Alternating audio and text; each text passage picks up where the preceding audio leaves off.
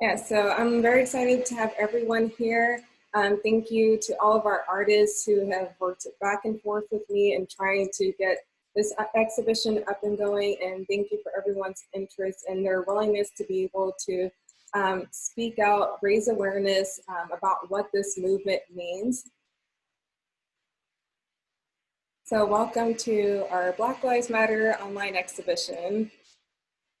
So I just want to start off talking about BYoung Fine Arts and who we are. We are an art collective that's based in Shanghai, China, and we are a group of people who are curators, art managers, art lovers, and artists that have come together to collaborate and put on exhibitions, events, and to work on different projects together. We started off in 2019. By putting on our first summer exhibition that went really well. And after receiving a lot of good feedback, we just kept moving forward and working together and just growing who we are.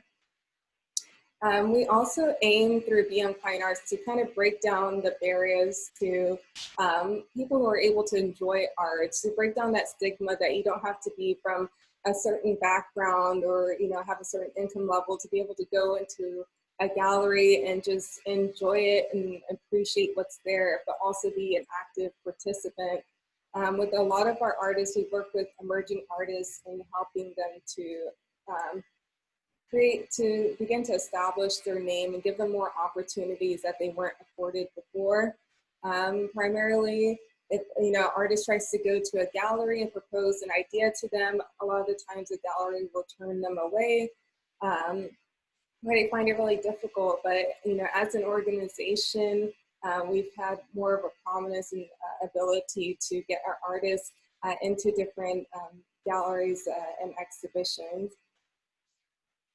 So BYoung Fine Arts, we're a small team, as you can see. My name is Brittany Young. I'm the founder and director of BYoung Fine Arts. And I'm joined by Chung Chung, who's our assistant director and is a really great help, and Will Wong, who is a rock star volunteer. We are an organization, we're a small team, so we rely on volunteers.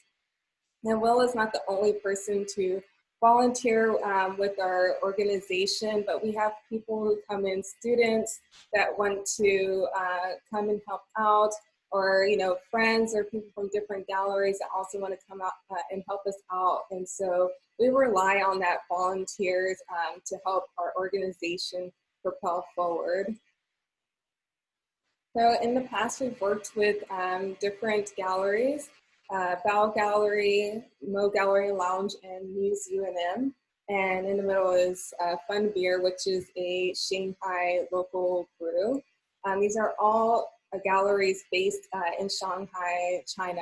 Bao Gallery, as of recently, we became a partner with them to be a home-based gallery. But due to the pandemic and everything, we had to pause on some of our projects that we're doing, but they're still putting on some exhibitions there. So we love to work with them, and even with Bao Gallery, we're kind of split up around the world right now also because of the pandemic, leaving and then not being able to come back. So we've held exhibitions, as I mentioned, we've held small scale to large scale exhibitions where we first started off in a little dance studio, and they allowed us to turn their dance studio into a gallery space. And we want to bring in a different perspective and a different experience. So it was an exhibition that only happened at night on the weekend, and we invited, DJ and a bar, and that was very reliant on volunteers because they're just amazing. And then we went to a full large-scale gallery in Shanghai at Muse UNM, and that became one of our exhibitions. Admired by Day, Mesmerized by Night became a 3-stop tour through Shanghai, where we went to different galleries showcasing our artists' work. And we also hold different events. We've had workshops, and we've had, in the middle was our film screening with John Rash. We screened his Yangtze Drift film, and he also recently had his film acquired by Amazon, which was Negro Terror. It's about an African-American punk rock band.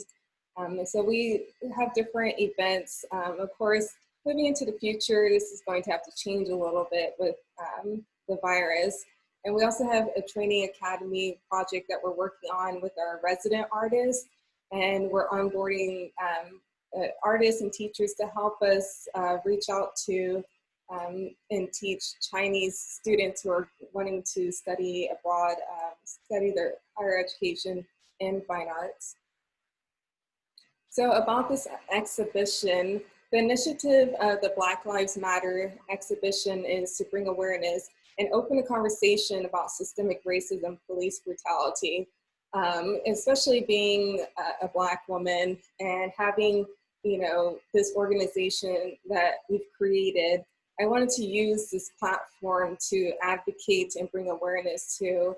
And that's the wonderful thing about having something that's your own and owning it yourself, because we've already seen how some companies are preventing their employees from going and speaking out about something that is very important and has been affecting our community for a very long time. So I'm glad I'm able to have an opportunity to use my platform, whether it's very large or not, to be able to advocate for something that affects my community. And we've had really great support from that, from even our gallery partners back in China. So we're very grateful for that. And I'm really happy to see how many people were willing to jump on this project and be able to advocate for Black lives and advocate against these hundreds of years of systemic racism that really needs to change, and we have to progress this country and the world in the right direction. So we're using the power of art as our own form of protest. So right now, I just want to take a moment of silence for all the individuals that were unjustly killed by police and people who felt they had the authority to act as a judge and executioner and take these lives. So we're just going to have a moment of silence. Thank you.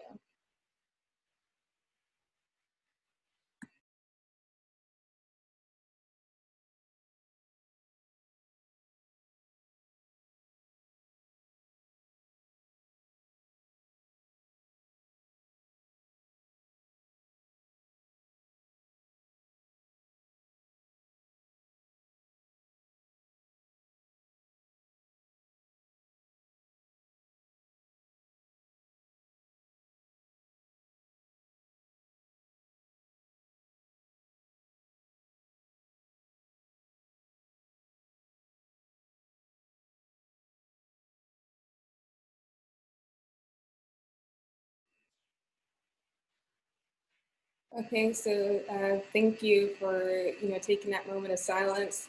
It's something that these names, all these names, are names that could be here today. They are also names of we have several people, several artists, speakers, and guests who are from the Black community, and people like myself, and this could be our names. And at one point, people would have thought that's we're being too sensitive, or things weren't really like that. But the Black Lives Matter movement started back in 2013, but that just because it started then, it doesn't mean this hasn't been going on for a very long time. So for the Black community, at first, whenever we were seeing these names, and for myself, whenever I heard Ahmaud Arbery killed, and then Breonna Taylor in her own bed, and for a lot of us, it's just like again, and you start getting tired of hearing this. Like, you want justice to be served. This needs to stop, especially with someone like Breonna Taylor, who was just in her own home, and the police came into her home where they should not have been, and they already had the person they needed detained. And her story wasn't the first one, and this happened while I was in China, and hearing that is just like, you're so far away from home, and I'm glad I could be home now, but we need, the story to stop because it's still happening as, our fellow Americans are out there, protesting and asking for change. So I hope that we can remember these names as we, move forward and hope for the best, not only for, Americans, speaking as American myself, for our country, but for the rest of the world as well. All right, so we're going to go ahead and jump into our exhibition. This exhibition is split up into 5 different galleries, which all have their own particular theme. And this exhibition is speaking out against systemic racism, police brutality, but also it's, praising and praising Black beauty and culture. So I hope that you enjoy this exhibition, and let's start.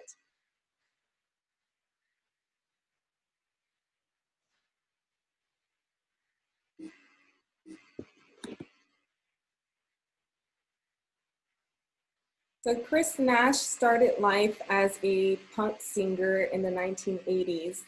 In the 1990s and 2000s, he worked in the state education system in multicultural inner city high schools in London, including 9 years as a head teacher. In 2013, he took a post as head of international education for a Chinese education company. Taoism, along with traveling to inspirational areas of China and the reverence for poetry and everyday Chinese culture, helped to reignite his love of writing. His first publication was called Songs of the Silk Roads, which are largely poems based on his travels throughout China. Chris is about to publish Is This Goodbye, a series of songs for species at risk of extinction. His poetry website is chrisnashpoetry.com. And Chris couldn't be with us, be here today. I think it's quite late in London for him. So he wrote this piece called Blues for George Floyd after the murder of George. And we have his sonnet on the right, and we're going to go ahead and play his sonnet. And I hope everyone's connection is well, and I hope this plays well. So please enjoy Blues for George Floyd. Blues for George Floyd, a sonnet. This gift of a breath doesn't belong only to me. It's the oxygen of a family, friends, a community. This ocean breath rises, connects east out to west, a gentle zephyr stream from Mali to Minneapolis. This breath flows on, renewed into cultures and songs that call to you, yes, you too scared to belong. Inca to Inuit, Arawak to Apache, Benin to Baltimore, this breath becomes a choir that must endure. A breath rising unified, oh sweet breath denied by the blind disease of white prejudiced pride. George, we pledge you will not disappear in death. This breath flows on in the struggles we weave. With you we cry, in this society we all cannot breathe. While we stand, you will never draw your last breath.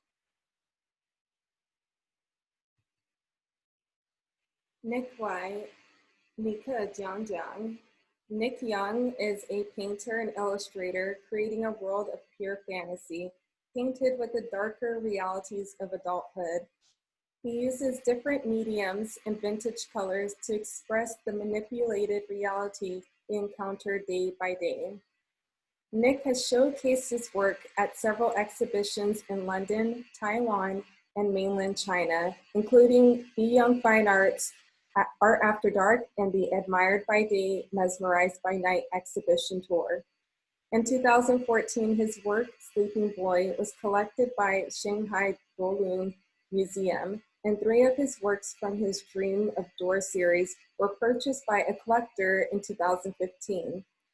Nick now resides in Shanghai, focusing on his popular illustration Tartar Sis and his Gentleman collection for the next exhibit, with BYoung Fine Arts.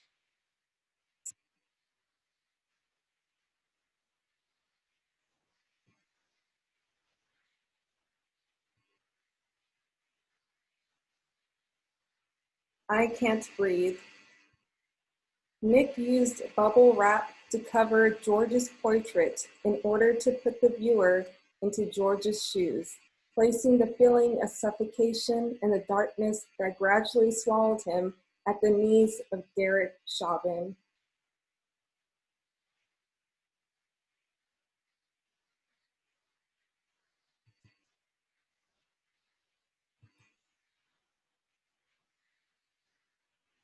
Nick faded the skin color into gray. If you take a close look, you will find there are 8 stitched wounds. The picture conveys a horror and painful feeling of the damage inflicted upon a person.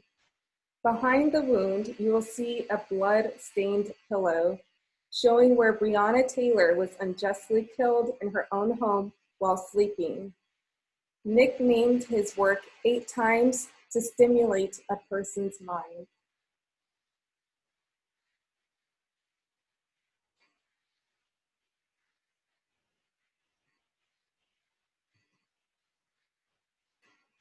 Vincent 1, 1D. Vincent 1 melts together Chinese and Western calligraphy through his clean and peculiar design with pops of color. Vincent has participated in previous exhibitions and events with BYoung Fine Arts. In the past, he has collaborated on bringing life to the dull walls of Shanghai, Wuhan, and other cities through his remarkable graffiti skills. His most prominent project included the Steph Curry Under Armour mural in Shanghai. Today, Vincent is currently working on projects that go beyond his boundaries of calligraphy and graffiti.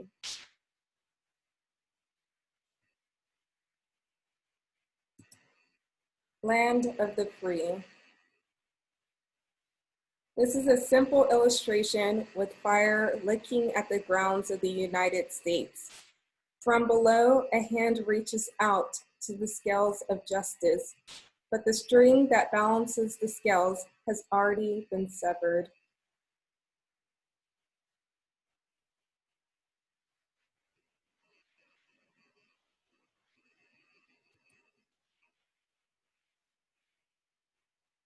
Jalen Pigford is an Afro-Latino artist from Corpus Christi, Texas, and he is currently based in Houston, Texas. He's created works of art since an early age, with hopes of establishing himself as a well-respected fine artist.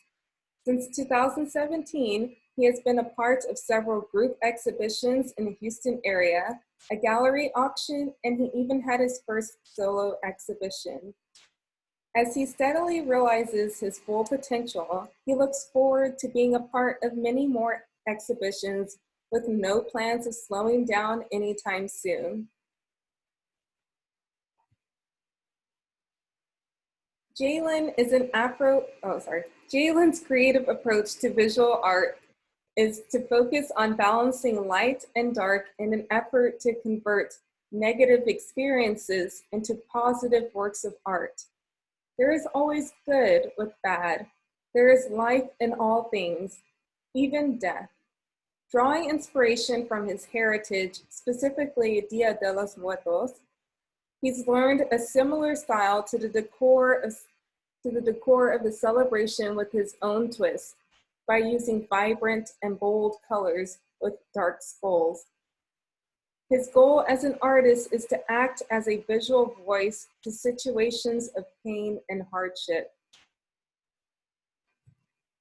Reimagining darkness into something bright and positive, he wants to create a powerful bond between people and art.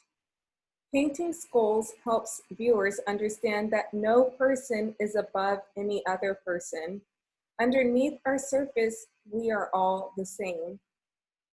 The skulls also act as a symbolic reminder that no person escapes death. It is inevitable for everyone and that life should be lived to the fullest.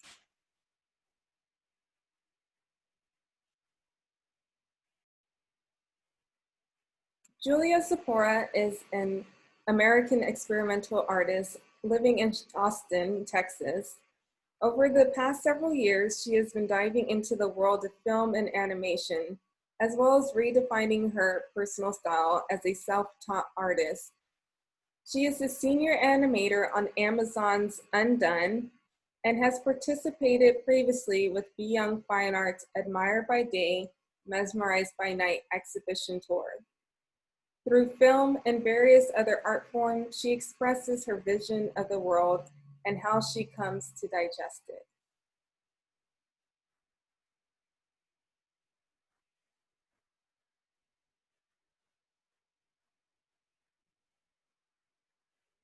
Next, we have Kathleen Day, who is an internationally published contemporary artist, author, and the mother of a brilliant special needs child prodigy with a cognitive disability who is also an artist. Kathleen says, my body of work stretches back through my teen years in the 1990s, and you can find my work in magazines and galleries from Australia to Germany and Malta to Italy, and to other various countries, the US included. She is also the founder and creative director of the Courier nonprofit International Male Art Project and virtual carrier at the Courier. So I'm going to unmute, let me pause.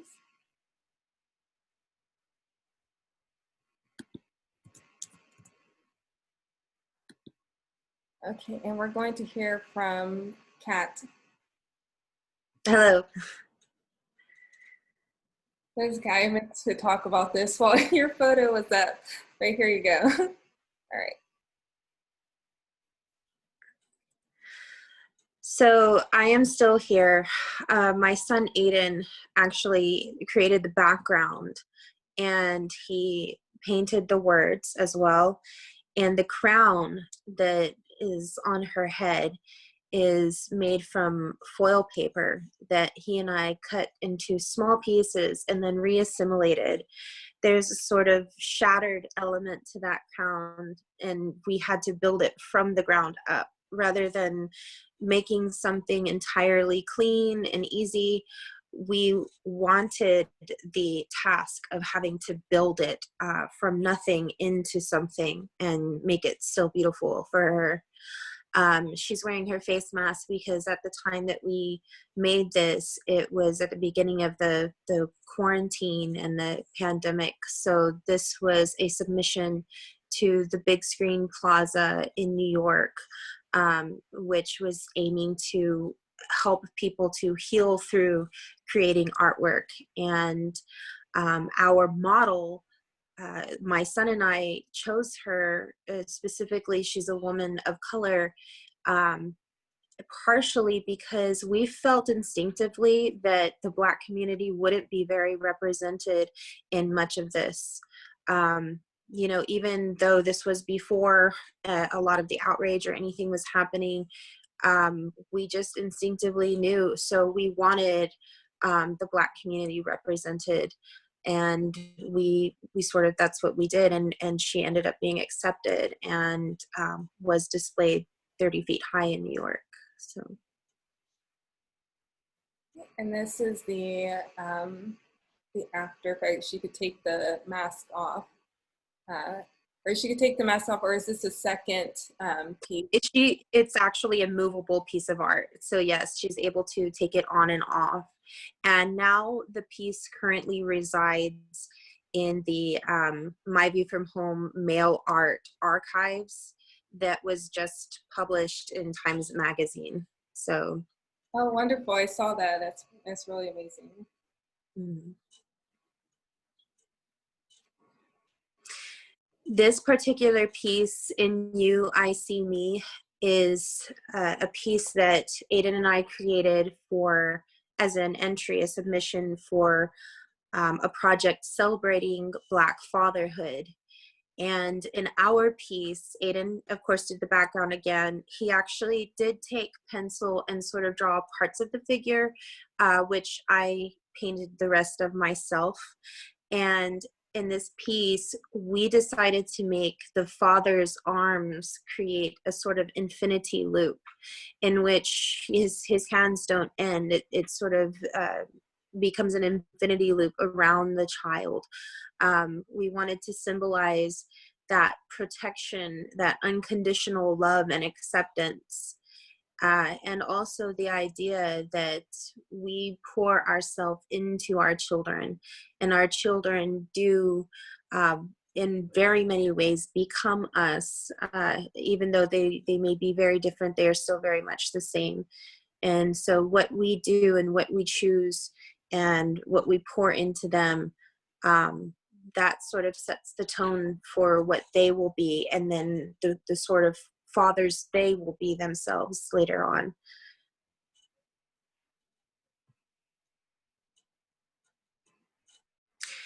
This piece particularly, Aiden was sad when we were making this. I was sad, Aiden was sad.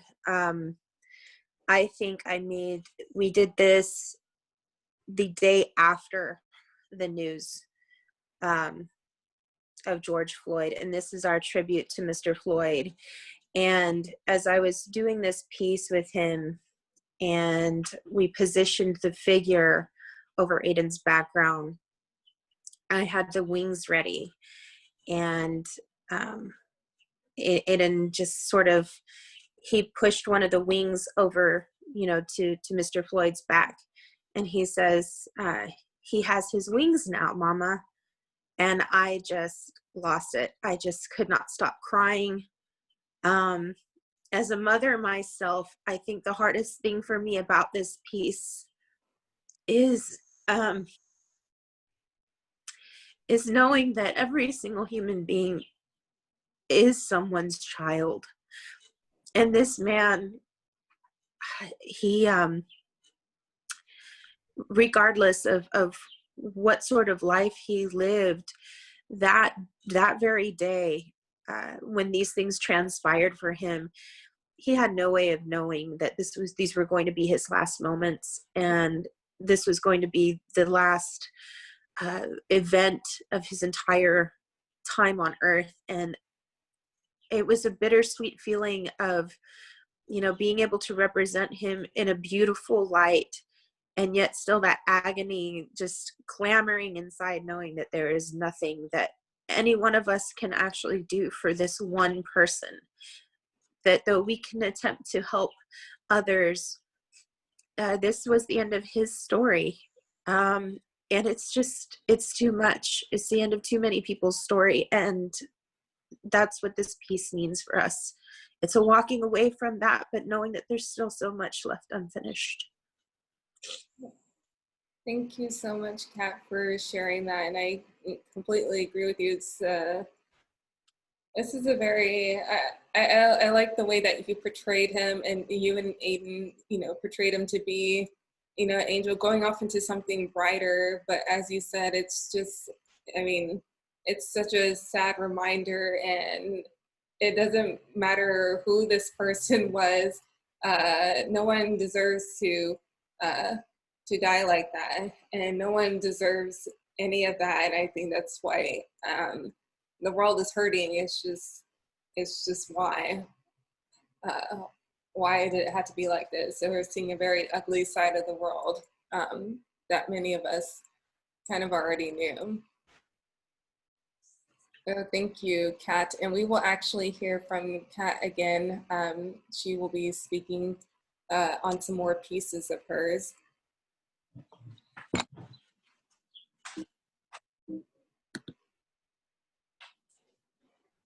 Kevin Ma works and lives in Shanghai, China. In the past, Kevin would travel to San Francisco at least once a year due to his work and relationship. Through his own experiences traveling in America, he came to understand racial prejudice in Black people's lives. Kevin said Black moms would always tell their kids to come home early and to put their hands on the steering wheel if they were to be pulled over by the police. However, I never heard of these stories from white moms, he said. Through this, he saw and understood a double standard does exist. This inspired him to name his artwork Double Standard, a comparison series inspired by yoga postures.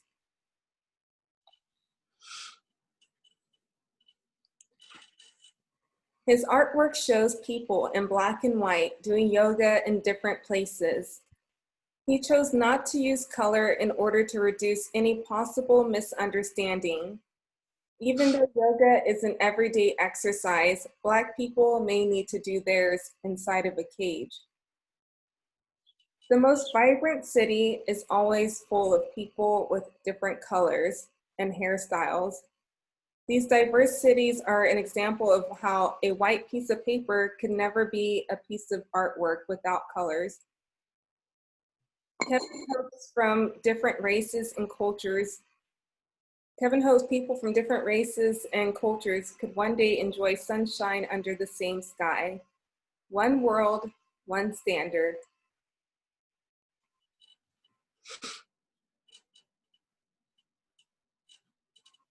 Brittany Annis.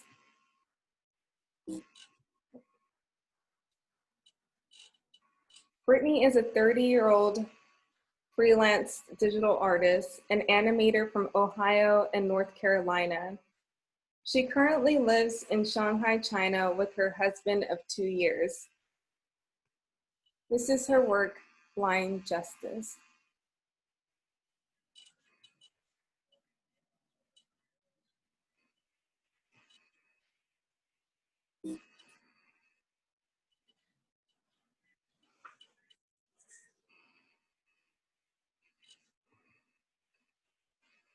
Orlando Daga was born in Forlì, Italy, but currently lives and works in Shanghai, China.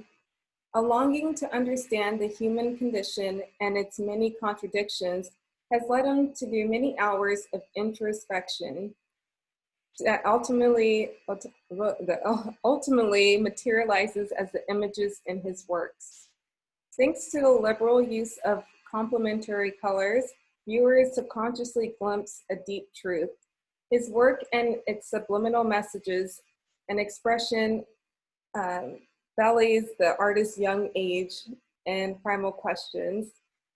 In this context, his work looks and analyzes problems of modern society and its careless attitude towards relationships, as well as its increasing preference towards the artificial construct of social networks to assist in the creation of its delusional existence.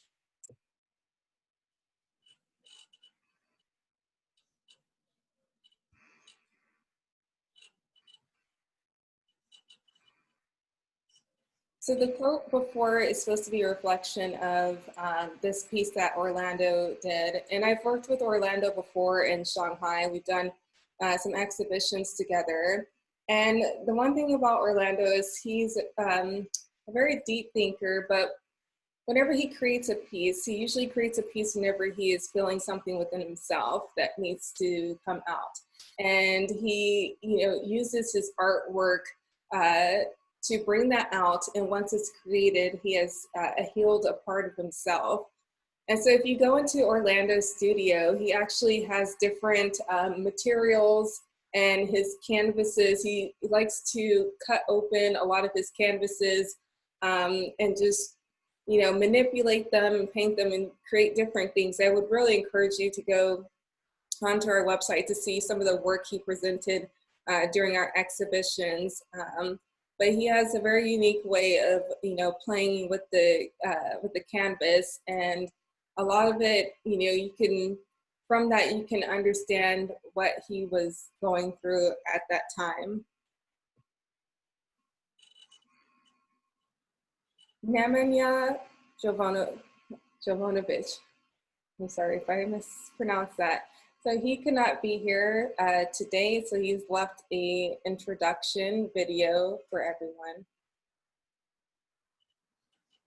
And I'll go ahead and read his quote here. We all have to stand up together and fight oppression of any kind. It's a sad thought that we still have racism in the 21st century, that people still feel oppressed, and that the governments around the globe don't prevent it. They support it with their oppressive methods. Everyone should contribute for this cause. Art is our weapon, one of the strongest tools that humanity has.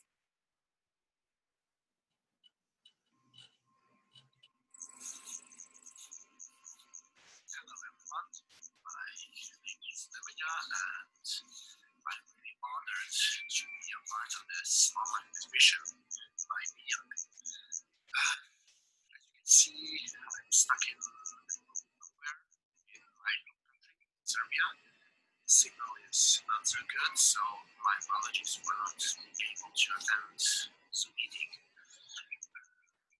Considering my painting done last year, it's 50 by 70 centimeters, it's acrylics, and it wanted to show that young people have, nowadays, young people have difficulties jumping into the unknown world.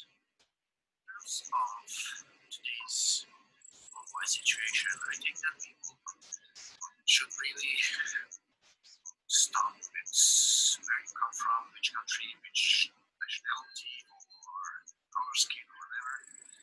I think they should be like two types of people. Bad ones or good ones, and that's it. I want to thank everyone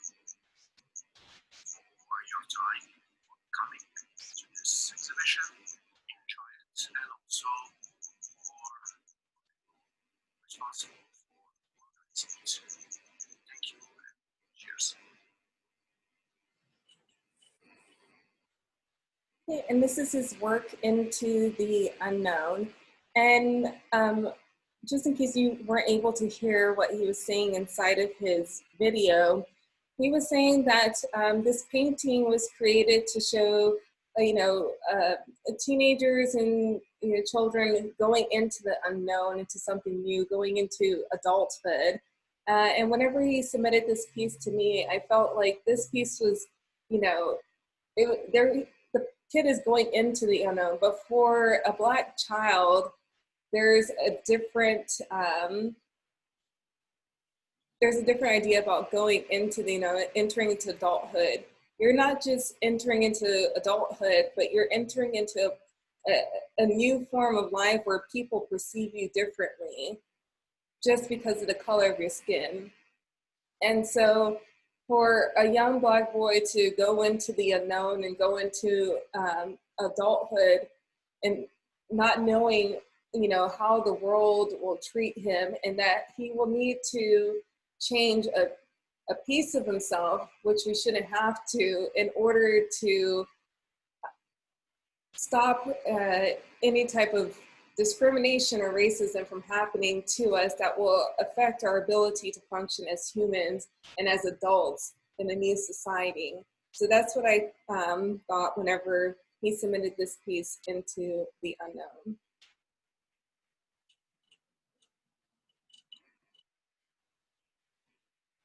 Jasmine Cochran. Jasmine is the Democrats Abroad Global Caucus Poet Laureate. She is a writer, a poet, and I really enjoy reading and listening to her pieces. And she has provided 3 poems for us today. And this is her poem, Black Lives Matter, and the other 2 are split up throughout the exhibition.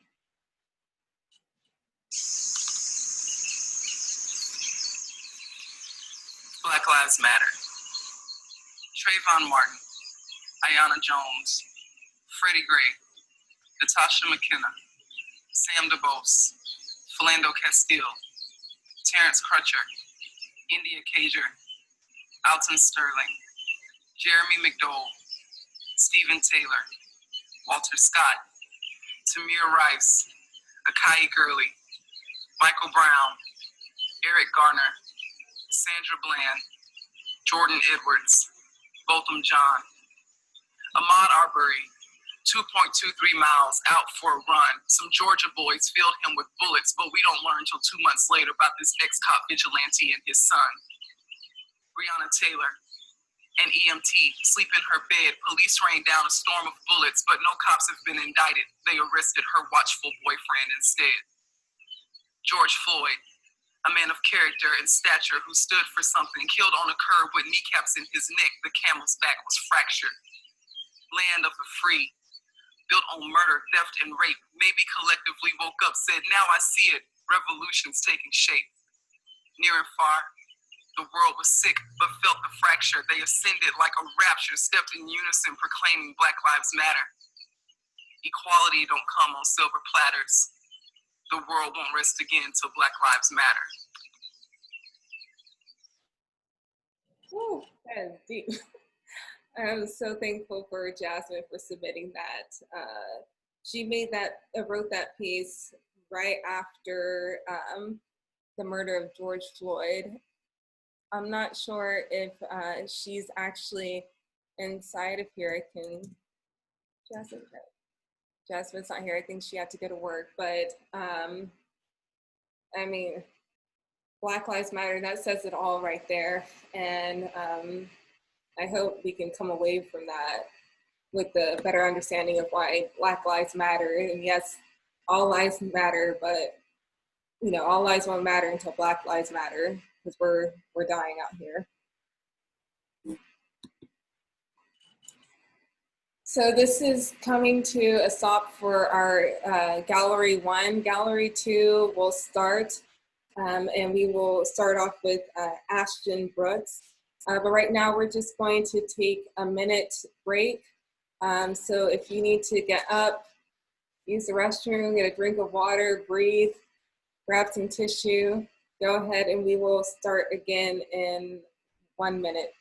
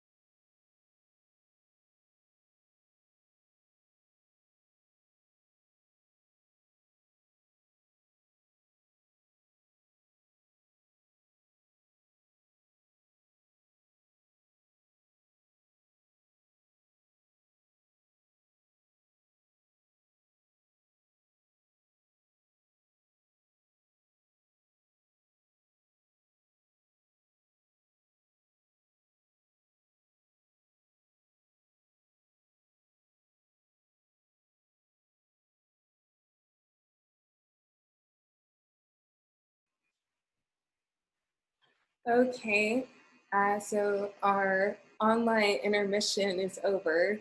This is a little bit fun to have this online intermission. It's a different and interesting experience, and I hope maybe we can do something like this again in the future. But before we start off into Gallery 2, we have Ashton Brooks. Ashton Brooks is a Black and queer Emmy award-winning producer from Corpus Christi, Texas. He founded Chaos Plus Comrades in the hopes of uplifting marginalized communities and give queers/people of color a platform to tell their own stories. So I'm going to unmute Ashton. Hi, Hi, Ashton. how's it going? Good. Thanks for having me on this. This is really, really awesome and uplifting. Sorry if you hear my little puppy bark. She's acting a fool right now. Well, hi, everyone. I'm Ashton Brooks. I'm the editor-in-chief of Chaos and Comrades. We are a startup digital media publication focused on the uplifting Black, brown, and queer narratives. I think with everything that's going on right now, it's been really empowering to see how everybody's coming together, different colors, different shades, different backgrounds, and coming together to uplift the narrative of Black Lives Matter in a way that we haven't really seen before. So I always say it's really important to say their names. So I made a list of names of some of the victims that the list is so, I think what's discouraging is the list is so long, and we often are overwhelmed with how we have to add these had names to the list every month, every week, what seems like every day now. So I say George Floyd, Breonna Taylor, Ahmaud Arbery, Tony McDade, Rena Milton, Dominique Tales, Nina Pop, Monica Diamond, Botham Jean, and then I think back to Emmett Till in 1955. So this injustice in our country has been going on for a very long time, and this is something that Black people have learned to deal with, have had to navigate in their lives, and it's important now more than ever to uplift Black narratives, Black queer narratives, Black trans narratives. It's important to create visibility, and that's a large part of what we try to do with our platform, is to create visibility for Black, brown, and queer people. I think in a world that values whiteness and uplifts whiteness, like, I think it's important for us also to learn how to support and uplift Black, brown, and queer people. I think as a Black man myself, I grew up not seeing myself reflected in a lot of the things that we saw, coming down to like media, television, films, even some of the books we would read. There wasn't representation for what Black people look like in those stories. There wasn't a lot of representation for Black queer people, Black trans people, and visibility saves lives. I really believe that, and I think creating visibility within every organization, within every industry is important. It saves lives because it gives something people to look up to aspire to be. It lets people know that they're not alone. And in this renewed movement, I think it's really important to know that the Black community is no longer alone in this issue. And I can speak for myself that it feels different. I'm based currently in Brooklyn, New York. It's a huge city, of course. So just seeing the protest, being a part of the peaceful protest, and just looking around and seeing how everybody is there advocating and just rallying around our community like never before has been really uplifting to see. And I think that's what allyship looks like. I think allyship is listening when someone's hurting. And right now it's just the Black community. And yeah, so that's everything what our publication stands for, what our platform stands for.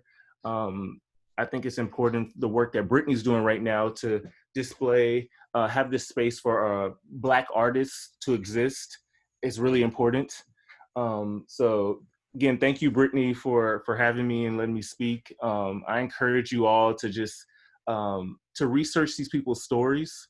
I spend time every day just going through these stories and learning their names, learning their stories, learning the situations. It's heartbreaking, but I think it's needed because I need my heart to break so I can be fueled to do the work that needs to be done for my community.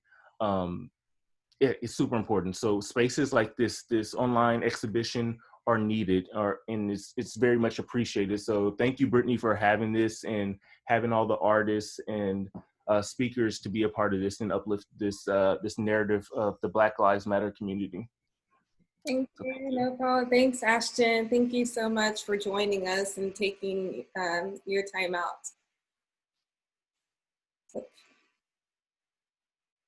So, how did you there? All right.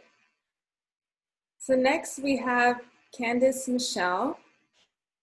Candice Michelle is an actress, singer-songwriter, and guitarist, currently residing in Dallas, Texas. She is the creator of Candid with Candice, which you can follow on YouTube and Instagram. So let me unmute Miss Candice. I'm also a teacher, so I sing a lot. I just sing everything. Okay, Candice. Oh, hi. Do I start video? Okay, sorry. Do I do that on my end? Or okay, there we are. Hi, everybody. I'm Candice Michelle. I just wanted to start off by saying thank you so much for having me. It's a gift and an honor and a joy to be sharing my talent with you all and to advocate for the Black community and to bring awareness to the Black Lives Matter movement. Today, I'm sharing a song called Up to the Mountain, written by one of my favorite singers, Patty Griffin. This song was inspired by Martin Luther King Jr.'s last speech titled Up to the Mountaintop. When I first heard Up to the Mountain, I found it to be so inspiring and powerful. And considering the fact that it was Martin Luther King Jr.'s last speech, I just found it to be prophetic, and it brought me to tears. Every time I listen to this song, I just can't contain my emotions. It made me realize how far we've come. And in these current times, it made me realize how far we have to go, and that it's not going to be a smooth journey. It's not going to be a perfect journey. We're going to get tired. We're going to feel like giving up. In these past couple of days, I feel very overwhelmed. We're going to cry. We're going to be scared. We're going to be stressed. It's not going to be easy climbing this mountain. It truly is a fight, but we have to keep going. We have to continue to push for equal rights and for justice, and for people to understand truly that Black lives matter. So I'm so moved by everybody's efforts, by all my friends and family during this time, and for all the beautiful art that I've seen today. I'm truly inspired, and I hope that this song inspires you all to keep going. Here it is, Up to the Mountain. All right. Thank you, Candace. Up to the mountain, 'cause you asked me to. Over the clouds, to where the sky was blue. I can see all around me. Everywhere, I can see all around me.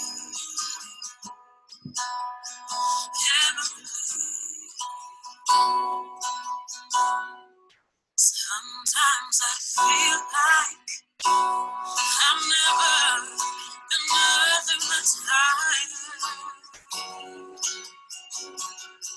and I'll be walking till the day I'm inspired. Sometimes I lay down,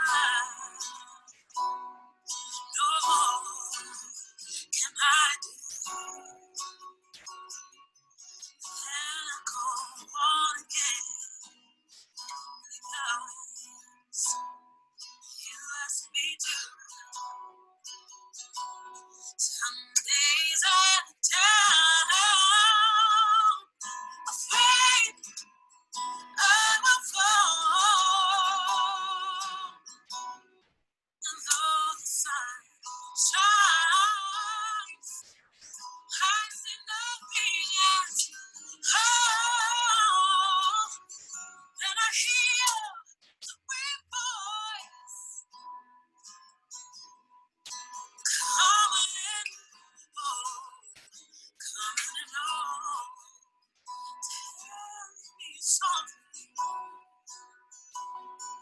You love me so. The peace around you, just over the mountain. The peaceful valley, you come to know. I may never get there, ever in this lifetime. Soon or later, it's there I will go.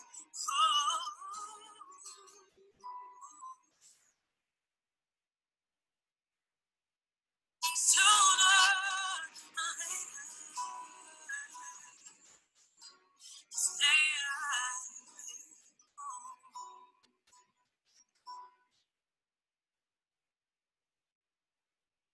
Woo. Thank you, Candace. So now we're going into Gallery 2, and we're going to start off. We have Jaime Ekkens.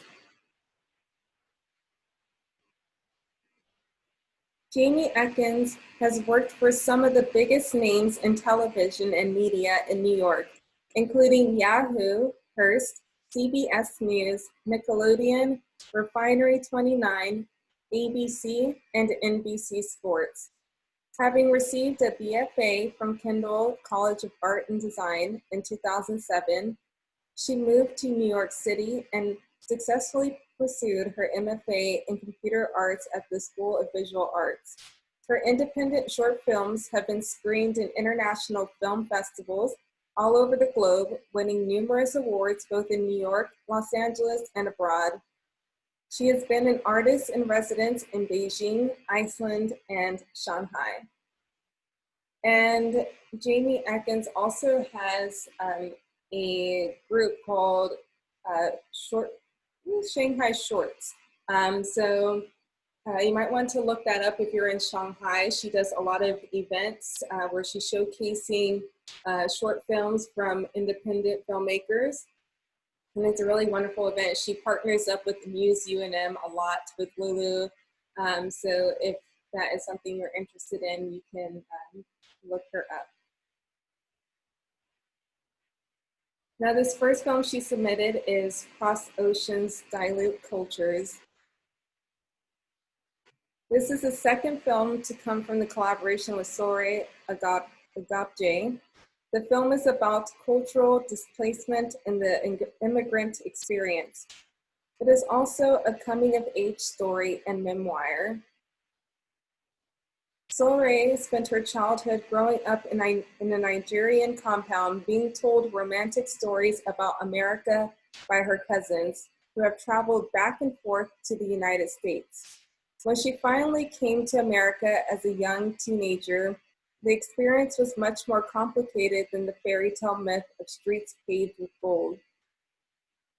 Immigrants and people of color in Western countries often speak of occupying a third place. This place is neither their country of origin nor their current country. The film uses the physical properties of water, melting, dilution, and images of the ocean as metaphors for travel and the human experience. The images of the author as two people represent the constant push and pull between two identities, being separate but still needing to exist in one person. This is an experimental short that was shot and animated in Brooklyn and finished in studios at NES and art residency in Iceland. And I'm just going to see if Jaime is on here. She's not, so we'll go ahead and start her film.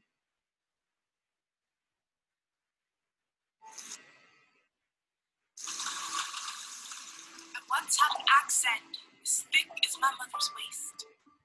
Can't recall the moment I lost it, or the day I woke up less a silhouette of her neck. My calls from a 234 area code. She speaks to me in Yoruba, close my lips, and demanding her to speak in English with all of my might. She prays for me. I say, Amen, instead of Ali. It does not sound like blessing. My tongue swells in an anglicized mouth. A planted flag inflames my gums. It hurts to unstitch this new tongue. Ridden of an oral colonization, of the invasion of foreign bodies in the mouth. I tried to sing the lyrics to an anthem I once knew. I wish I could give it dementia. Because I eat it mouth with spoon instead of my hands. Nigerian slang for westernization, for you let the ocean calls dilute. My cousin, still African enough to have its memory, hears the star-spangled banner of ice beam. She does not hear the pummel of yams pounding into yawn, the sound of a cara zipping through a lake's dirt road. Strong room sweeping across the compound, wind, flaps, tongue by rope and clothespin. She doesn't understand why I talk of isms with my hand stitched to my chest, or why I like the colonizer, his language. At a Nigerian party, skin and wool plays from the stereo. The boy says,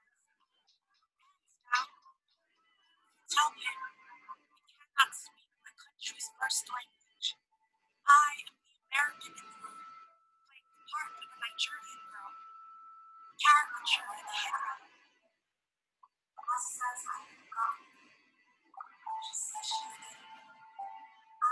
I'm going to visit. I want to tell her I understand.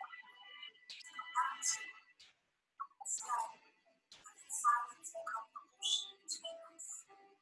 Am I still a part of something if I have no recollection of it? I am foreign in both lands I call home. Nigeria spits me out, calls me a stranger. I bend my chest and heave a warning train ride. America swallowed me wholesale.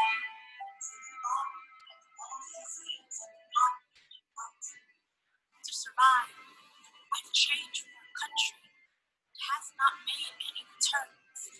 I'm still coloring, whitewashed.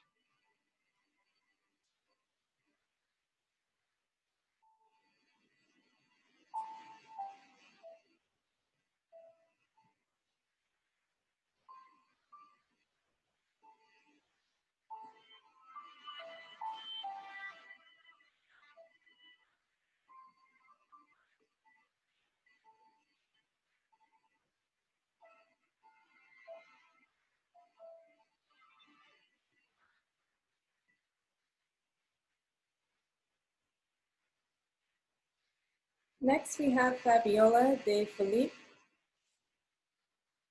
After beginning her career in marketing in a major FMCG multinational, Fabiola has started a career in what she has always been passionate about, photography. Fabiola has been behind the lens, capturing the street moments and faces in some of the world's most striking cities, such as Luxembourg, Paris, London, Brussels, Turin, Hong Kong, and Shanghai, where she is now based. The street is her playground. Lights and shadows are constantly playing with her eye. People just fascinate her and have become her favorite subject. Capture the moment is her signature. Her eye, her passion, and her heart are her best equipment. Here is Fabiola. And let me unmute her.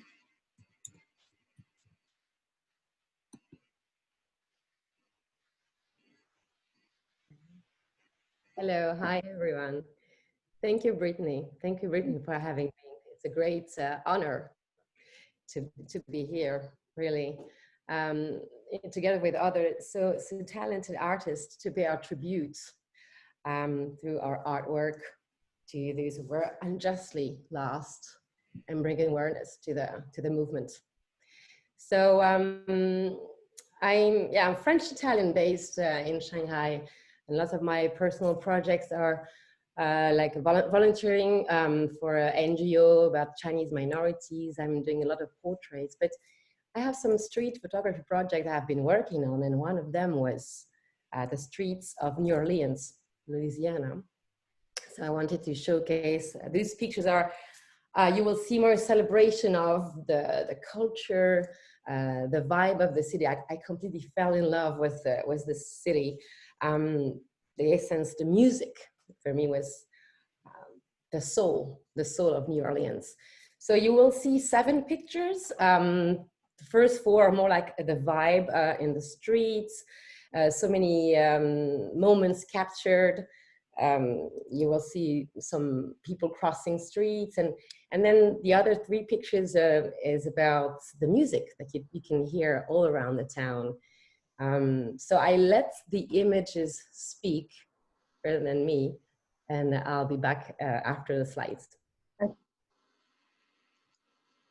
Here's streets of New Orleans, Louisiana.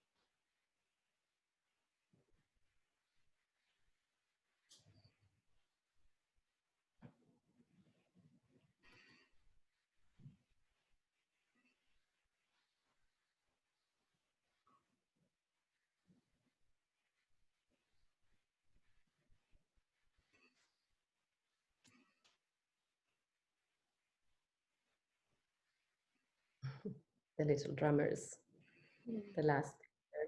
Yeah.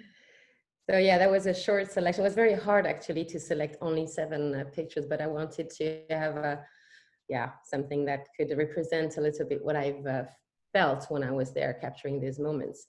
But I just wanted to integrate some music with the images. And I thought, who else would represent better my streets of New Orleans with a famous singer than Louis Armstrong. And when you think about all he's been through in the 60s, in the southern part of the US, segregation, racism, and none of this it was just singing love to everyone. So please enjoy the video. Oops. Yeah. Here we go.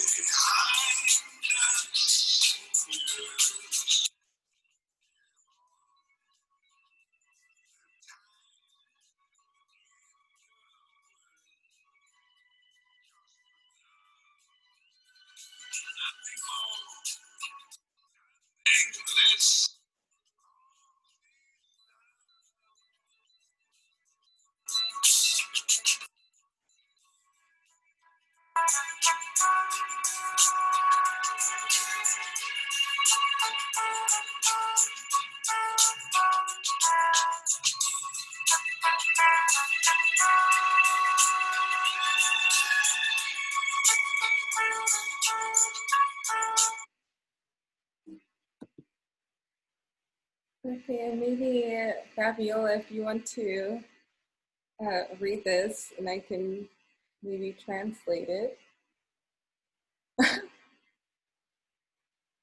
Oh, I think you were on mute.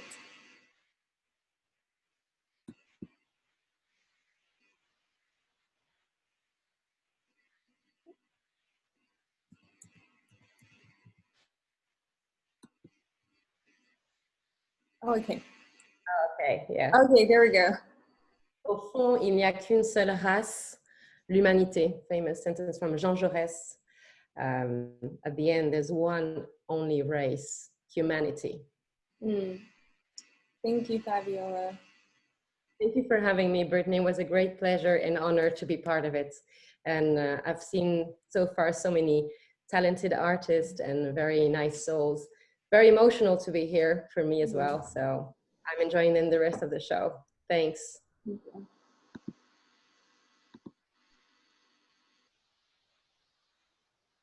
Next, we have Dr. Astrid Krehan. She was born in Nuremberg, Germany. Astrid Krehan's original works convert modern-day spaces and objects into highly saturated, colorful images. Her fluid series often verges on the abstract, whether capturing the tranquility of rural China or the vibrant aura of Shanghai, where Astrid has lived and worked since 2014. She has studied with renowned photojournalist Scott Davis, traveling to remote destinations to hone her skills and subsequently refine her own visual and conceptual vocabulary. Astrid's photographs reveal a compassionate understanding of the living world.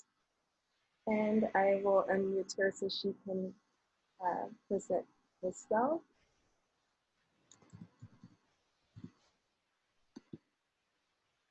Okay.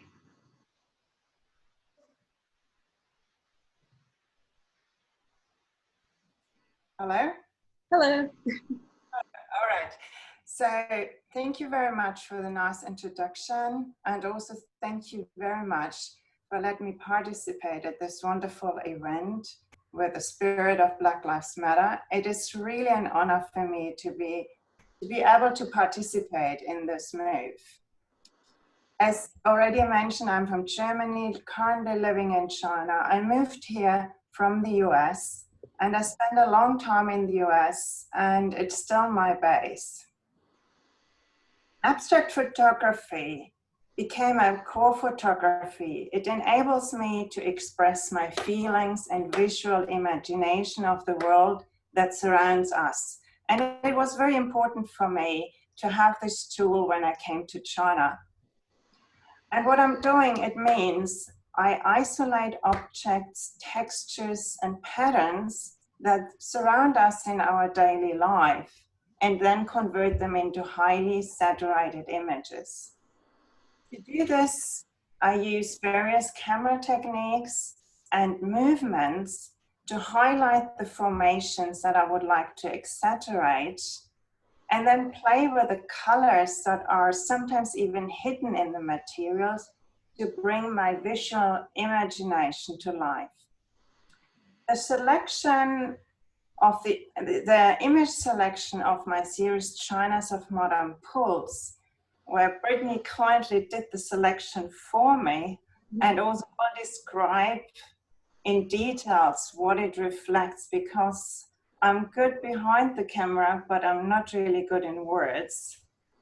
So in summary, the images reflect the emotions of people that live in an uneven world, but also bring hope and encouragement. And thank you very much for having me. Thank you. So this is China's Modern Pulse.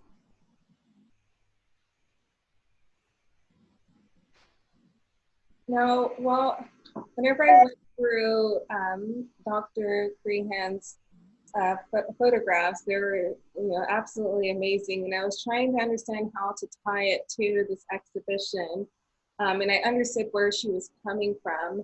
But upon looking through her several photographs from this series, I found some that really hit what I felt I wanted to say and what the community was trying to say through her photographs, such as the lock. And I felt like the lock is a representation of the chains they said that were broken, that were never broken from the Black community. We were set free, we were given rights, but we were never truly free. We walked around this earth, and we walked around the streets of our nation as second-class citizens. We were supposed to be equal, but we didn't feel equal. We had to walk to a different beat of the drum for our own protection and safety, and just to get farther in life. So I feel like this lock is just this trying to fling away, and we're trying to say that we're free and, you know, rid ourselves of this lock, but it's been bound and shackled us still, even if we're not physically wearing chains. Right? Her next image, the wall, I like the coloring in this, in that it almost looks like it's decaying and rusting away, and maybe perhaps that is what is happening now. We've created such a wall in American society. I kind of think we all know this, where we just sweep things under the rug and pretend that it doesn't exist. We think that because we've had certain leaders come out and we've been given rights, that you know, on the grassroots level within our communities, that this idea of racism and systemic racism does not exist. But like this wall, it's been built up between our communities.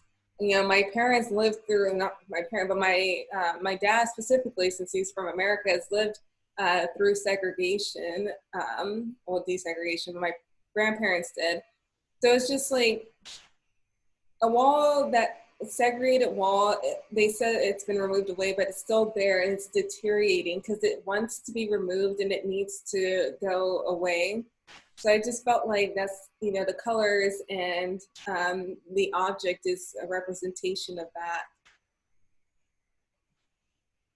Then there was the coal that she captured. And this one, I mean, just looking at the screen and how it seems like it's screaming yet pulling you in. I feel like these are the thousands and thousands of Black voices that have been screaming out Black Lives Matter, we matter, hear our voices. But we've been told, or we haven't been, we've been told that, you know, our lives, all lives matter, or that we need to just wait, or this, our issues don't really exist, even though we're trying to tell you, and we've been screaming that this is happening to us, set us free. So I just felt like this image, and with the coloring, was just like really screaming out, you know, to the community. And the gold flecks that you see in there is just like a sign, a glimpse of hope that maybe those voices will reach into the ears of people, and now it has. And then the letterbox. I like how the light and the colors that she used, it kind of hides the letterbox. Like at first you don't really see that it's there, what the object is, unless, you know, you read the title. But this letterbox is hidden, and it's hidden with so many different secrets, you know, in America about, you know, racism and segregation and all of those matters. And these letters need to come out, and we're just waiting and hoping someone, you know, opens the box, takes the risk, and, you know, tries to hear those voices. And this spiraling staircase, it just seems like, you know, to me, we were going around and around, trying to advocate for our lives, and, you know, being told it doesn't really matter. And it just kept going in a circle, but now we're spinning so fast that perhaps we're leading into a different direction, the direction that we need to go. And I just love the way that she captures this. I wish I could really learn more on, you know, how she photographs this and plays with the images. And then Spangle, it's like the door is just cracked open a little bit, and we're hoping to push it forth. You know, there's a lot of secrets inside, and people, and now it's not slowly, but at first people were slowly trying to, you know, see what was inside. And now this door is opening, and, you know, you can see it's rustic, and it's been sitting there for a very long time, but now people are, you know, finally the doors are starting to open. And this piece, reflection, we don't know what it's reflecting at, but for me, whenever I saw this reflection, it's, the world, America, reflecting upon itself, seeing itself. This stuff is only here because we have hidden it, and we can no longer refuse to address this. This is why all the artists are here. This is why the speakers are here. This is why there's been protests happening all across the world, because now we need to reflect and see how can we move forward as humans. In Skylight, the light that's pouring in is showing that things are changing, but the room is not filled with light yet. There are still people who want to counter protest or don't completely understand the movement. And those are the people that we need to reach out to and not erase our communities that won't listen, because we need this room to fill with light. And the beautiful blue light that's pouring in shows that this room can be filled. We just have to open up the windows. And finally, this last image, the fan, is one that I felt was just throwing away, the ugliness and all the negativity that has been built up, and releasing ourselves and going into a new future age, which can happen, but we cannot give up, and we must continue forward to see this positive change.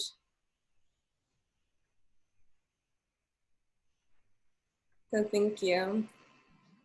Well, thank you. I mean, I'm amazed and I learned so much. It's a very emotional exhibition, and I'm so happy to be part of it. Thank you. I'm so happy to that you reached out and decided to participate. This has been wonderful. Next, we have Stephanie Nenwu, who is a performing arts teacher based in Shanghai. This piece she made was a movement-based video that Stephanie directed and produced 3.5 years ago when Donald Trump was first elected into office.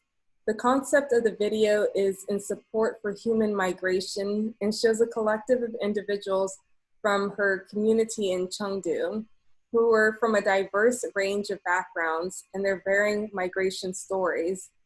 For Stephanie, it is related to the Black Lives Matter movement in the strive for equity and equality. So please enjoy.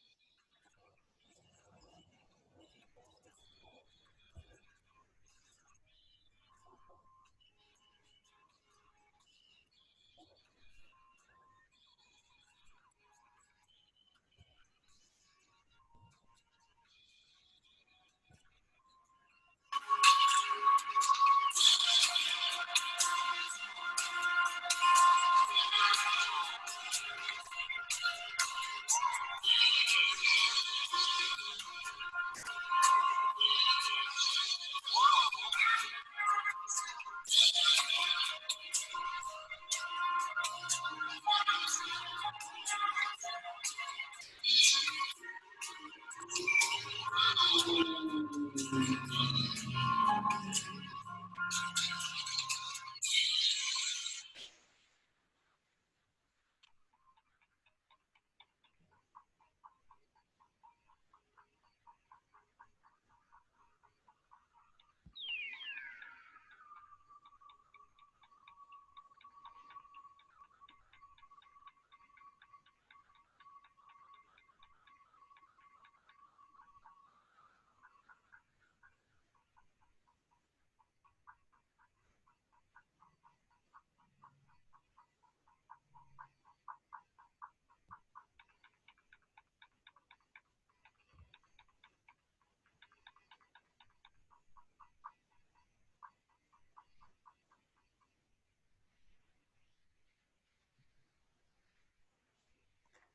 that brings it into gallery 2.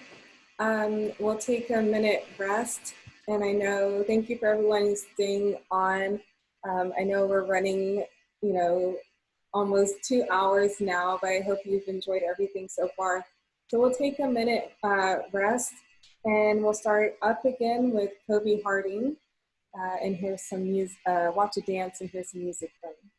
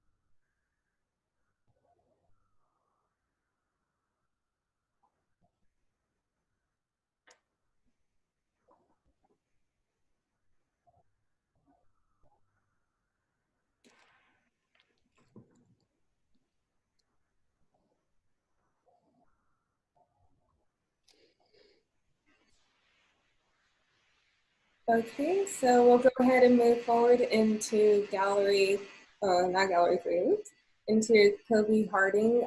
Since he could not join us today, he provided a video of a recent performance he did. But just to give you a background about Kobe Harding is a choreographer, model, and actor based in Shanghai, China. He was not able to attend this exhibition and instead shared his performance from Shanghai Gives a F About Black Lives. So please enjoy his dance to America, Wait, This is Africa.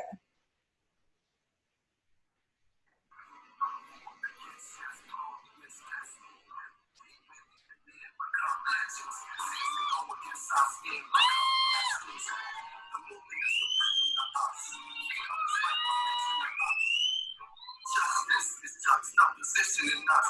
Justice for all, justice specific enough. Once I die, the spirit is revisiting us. So we're living in us. Persistence is us. That's why Moses sat on the cross. That's why we walk through Ferguson with our hands up. Let's go down. Stand up. Stand up. Shots be on the ground. The camera panned up. King pointed to the mountains up. And we praying up. One day.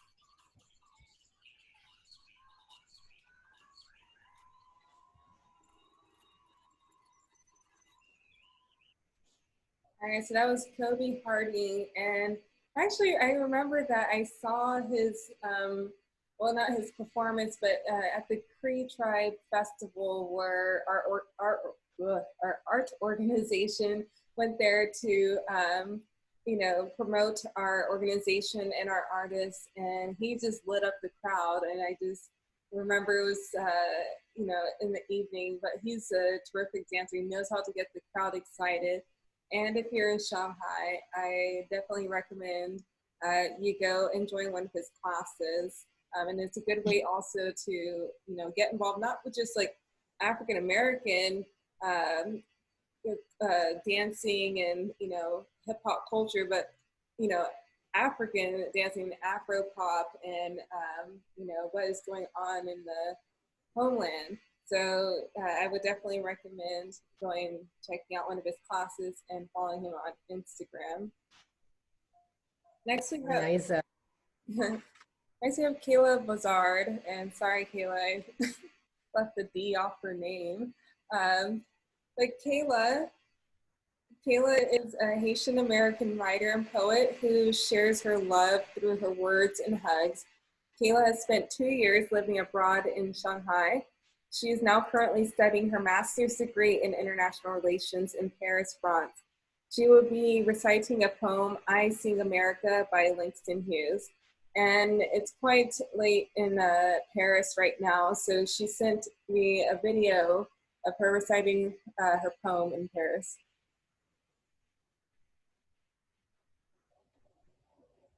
Good evening and welcome to the Black Lives Matter exhibition. My name is Kayla and I'll be reciting a poem by Langston Hughes called I to Sing America. I to sing America. I am the dark mother. They send me to eat in the kitchen when company comes. But I laugh and eat well and grow strong. Tomorrow, I'll eat at the table when company comes. Nobody will dare say to me, eat in the kitchen. Then, each side they'll see how beautiful I am and be ashamed. I too sing America. Thank you, Kayla. She's so wonderful, and she's a really good friend of mine. First met, we arrived in Shanghai together, and she's just an absolute light and joy. Now we're entering into Gallery 3. This particular gallery is celebrating Black culture and Black beauty, and it's a really interesting exhibit. We have a lot of amazing artists. As the whole exhibition, we've had amazing artists, but I hope you enjoy Gallery 3. And we have Kathleen Day again opening up Gallery 3.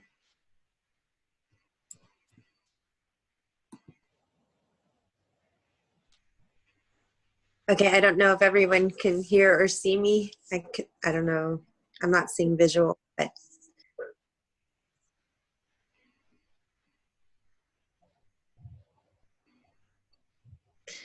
this particular piece, Rise, I wanted to not only showcase femininity and the strength that is within femininity, but I wanted to exemplify in my subject the sort of glow, the light radiating from within, the light that is touching her skin and turning into all the different colors of the rainbow.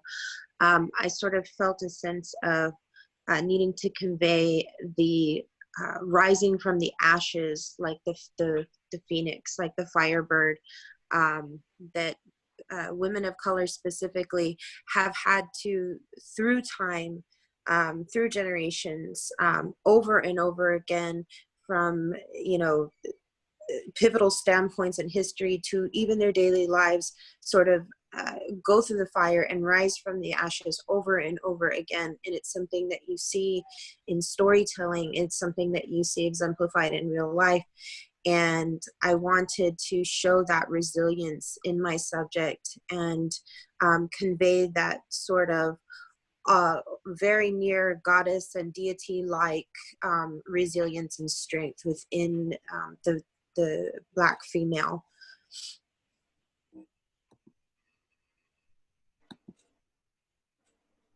In this particular piece, Metal, the thing about my Substance series is that initially I created the entire series, and if you were to see the whole 21-part series, it would kind of give a greater sense of this.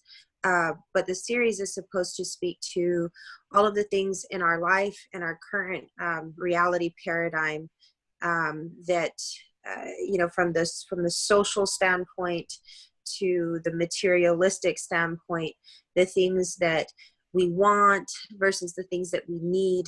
What are the things around us that are really sort of the icing, the sugary fats, the things that may taste sweet or look pretty for a moment, but are all fading, passing things, versus those components of our soul, which are timeless, which are ephemeral, which are, can be tangible and yet intangible all at once.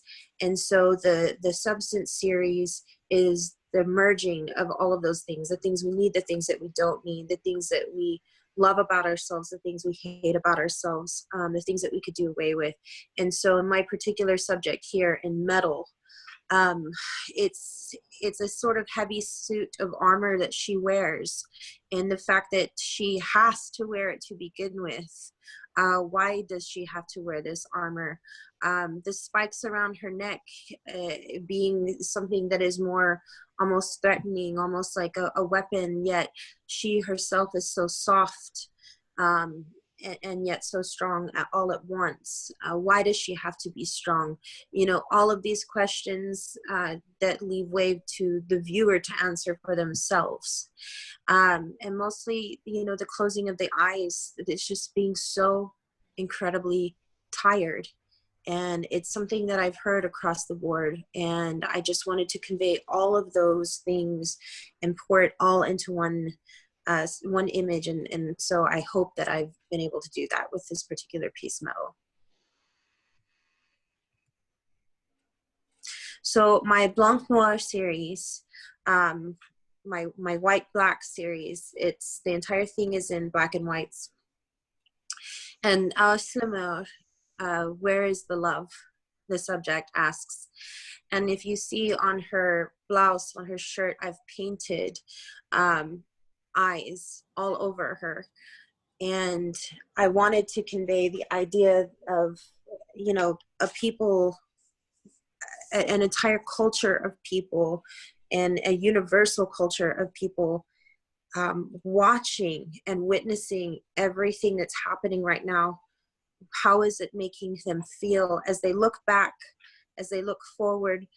You know, what are these things that are going to leave imprints upon their families to come, and that leave imprints upon their current generations that are going to become our leaders and going to become the people who are making the groundbreaking changes all around us. So again, it's just a very reflective piece that again begs a question more than it answers any.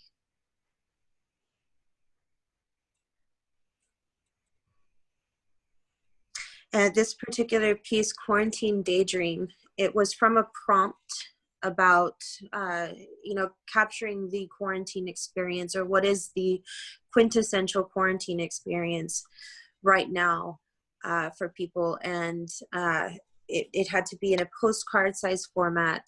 And this particular piece now resides in London in a gallery. And it's called the Isolation Archive. But what I did, instead of capturing my own particular quarantine experience, I was still receiving magazines in the mail. Everyone receives their mail as much as the post could run. And when I would receive my magazines, I would look at the pictures in them and I would see all of the fashion and all of the subjects as though nothing had changed. And yet at the same time that I'm looking at these periodicals outside of my window, the world was in no way recognizable and everything had changed. And so what I did is I altered the images, and I used textured wallpapers and textured pieces of paper to make masks and remake the backgrounds. And then I hand repainted the clothing. And so you get a sense of, this is a fashion image. This is supposed to be relaxing, calming, and yet the subjects have facial masks on because of what's going on in the world.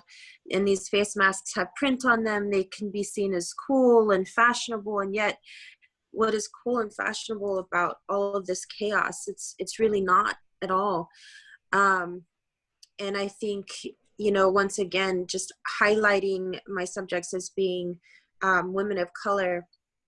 Again, my goal in doing this was knowing that the majority of the artists and the artworks provided into this particular series and this particular gallery wouldn't highlight or represent in any way people of color, and I wanted to make sure that they were represented as well. So I sort of, you know, in many ways, I like to, you know, push for more of a voice for communities that aren't represented. And thank you, Kathleen. Thank you for sharing your artwork with us and participating in this exhibition. It's been a real honor. Absolutely. I'm so happy to have been chosen. Amey Sali. Ahmaud Arbery is a new age Indian artist, mixed media art painter, a 3D fluorescent painter, and visual designer. He has a Bachelor of Arts in Portrait and Composition and currently based in Chengdu. He's done creations with multiple media bold and innovative paintings, and different styles of work. His work contains delicate and realistic portrait oil paintings of people, as well as 3D fluorescent free-roaming underwater creatures and Chinese-style elements of flowers and birds. And I will see if Amey is on. He is on the call. Hi, everyone. Hello. Hi. Thank you, Brittany, for having me here today. Thank you for joining us. I'm really excited to have you here. Yeah. Can we see the painting? Yeah. So, can we see the other one first? Sure. Yes. Yeah. Sorry. Yeah. Okay. So, yeah, this was my first piece actually, with a black skin. As a brown Indian guy, I did work with the darker skin, but never worked on the brown, like a really, really dark skin. And during the quarantine time, I did a lot of portraits, not a hyper realistic, but realistic portraits. And I picked this one. It was an image, like I saw it on Instagram, and I really liked the dreads. That was a time actually I was getting into the hairstyle stuff. Like I really want to grow my hair, and I really love the treats here, and I was like, I want to paint that. And I just painted the face and the treats without the body, and I left it that way. And I started working on the other paintings, and people really like love this work. And I've been asked by a lot of people, like, are you selling it? But I don't know if I want to really sell this artwork. It's really precious for me. And I didn't really worked on this thinking about whatever happened recently. It's just something I want to study by myself about the skin tone and the hairstyle. Like I really like the African styles, like, you know, the hairstyle, even the music. It's really cool, and that's why I painted this one. And then I jump into the different color skin, like which was like the Asian style, the American skin tones and stuff like that. I mean the white skin tone. And Brittany, can we see the other one? Yes. Yeah. And then I looked into more like Dreed's hairstyle stuff, and I found this image where I painted in the oil. And it wasn't only this, like there was more, but I just picked up what I really enjoyed in that particular picture. It was a realistic picture, like a photo image reference. And I painted two of these paintings.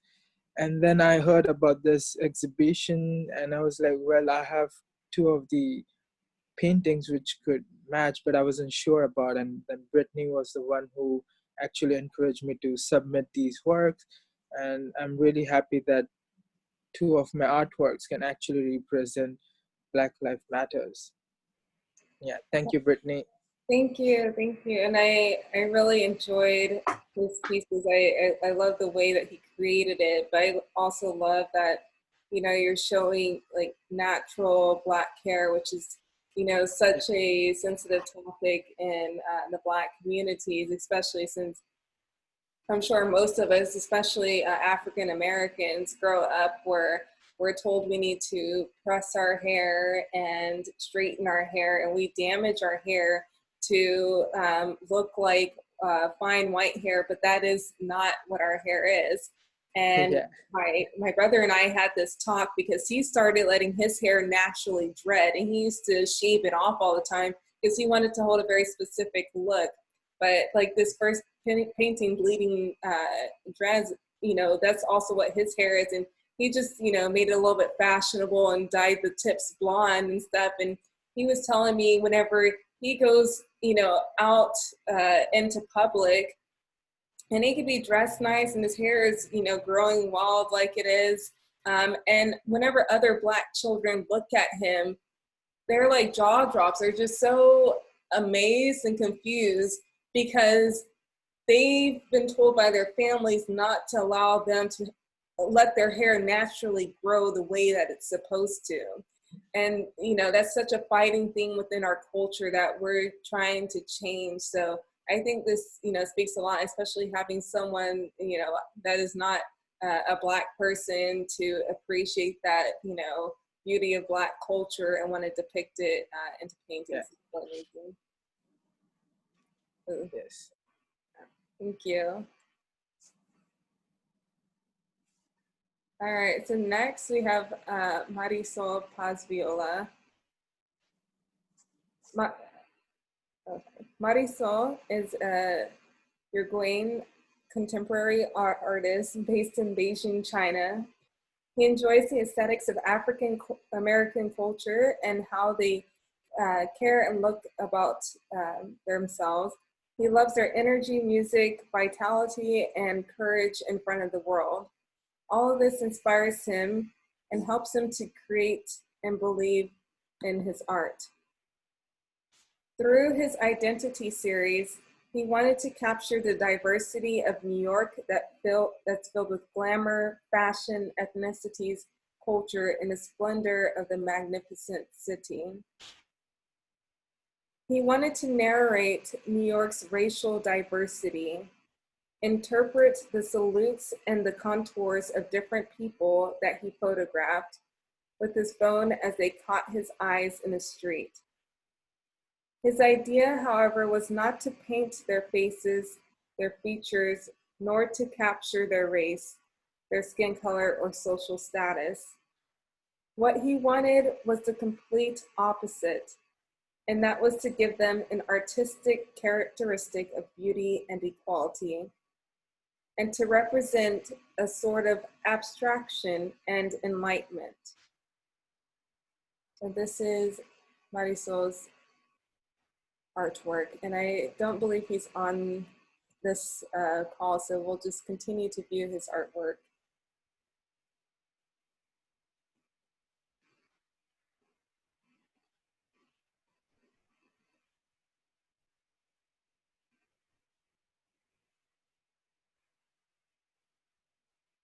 Right. And this is the second submission by Jasmine Cochran called She's Whiskey.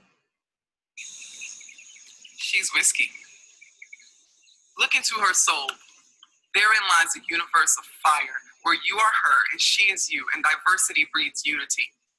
Listen to her plans to shake the obstacles towards progression and uplift everyone within her reach who prepared for opportunity. Her essence burns into your subconscious. Forget her, you may try, but one trace of her scent reminds you of all she was and is and where she'll land. Touch her without using your hands. Let her spirit rattle you like it did the status quo when her foremothers marched and sat and fought and died and testified, so today she can stand. Weak minds shudder at her power and try to smother her light, while she makes space at the table to hold the sisterhood's full flight. She won't fall in line, she builds circles where all together can break bread. And if she's not your cup of tea, it's because she's whiskey instead.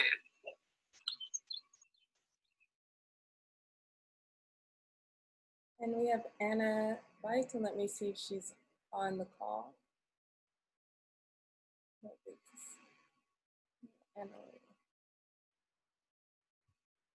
We'll just go into her painting. So she said, I love to paint women as simple as we are. Beautiful from our faces to our curves are these beautiful details of our bodies. From the deepness of our eyes to the length of our hair, no matter if it's long or short, straight or curly, soft or thick, no matter what color or race, you are beautiful to me. And this is her painting, Let's Braid Together.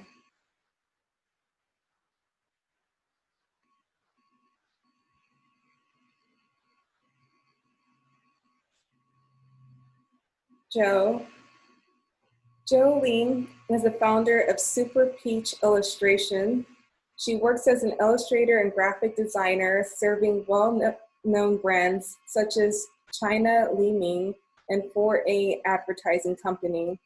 Her paintings exude romanticism while showing the gentle yet powerful side of women she is perceived through Shanghai's urban life. Her bold statements, blended with a flow of lazy lines, displays the carefree vibration of women. She uses the imagery of a peach in her paintings because of its resemblance to the lovely curves of a female's hips.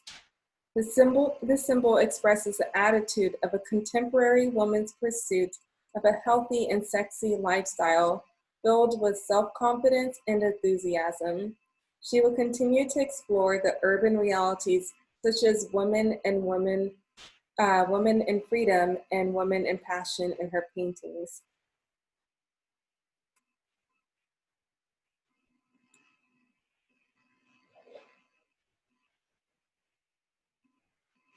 And this painting was displayed in our Admired by Day, Mesmerized by Night exhibition tour. And I've met Jo at a jazz festival in Shanghai a few years ago. And what really caught my eye was that she was selling her paintings. She had her stand, and they were of Black women. And I was really surprised just because in a place like China, white skin is highly praised and Black skin is looked down upon. So it really amazed me and it startled me to see that, you know, she was depicting Black women in such a beautiful way. And I bought 2 of her paintings there, and we just became friends after that.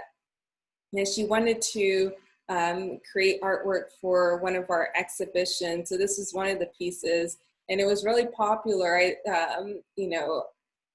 our first stop at MuseUNM. And I was a little bit surprised because I was wondering, you know, how people would react to it, especially in a conservative place, even though Shanghai is a little bit more liberal, how they would react to her paintings. And this one is just one of the paintings. But people fell in love with the paintings and the idea of, you know, depicting a Black woman inside of the painting. So I was really happy to show that. And she really wanted to submit this because for her, she was really shocked to hear about the police brutalities against Black people in America. And it's just something that they're just unaware of, but, you know, they've been seeing through the news and the media. So she wanted to just, you know, show and pay tribute by, you know, showing, you know, her appreciation and love for Black people.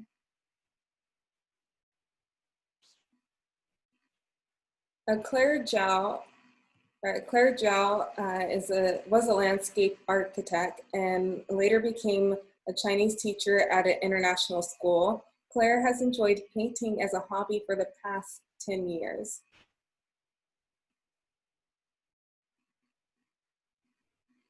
The shape of the face with tears inside. The face looks fractured because of the unhumanness and cruelness and pain that the tears have brought forth. And the face looks broken, and the tears are not only physical, she says, but they are also mental. The Black represents the loss of life, and the red represents the loss of blood. The good thing is we realize what's happening now. The green represents hope and a new life. The Black and red dots represent conflict that is still here, but things will eventually be sorted out slowly. Eventually, the Black dots will be united into a new community that where people can work together without boundary and without any offense. She hopes through this, towards the end, it will make the world a better place.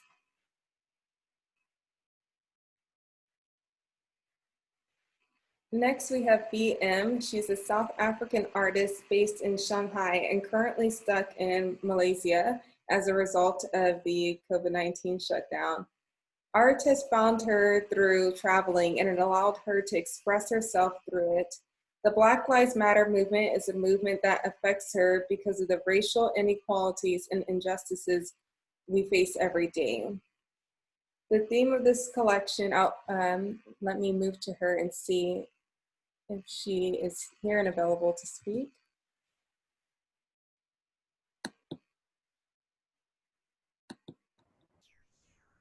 I see too the same, oh, okay.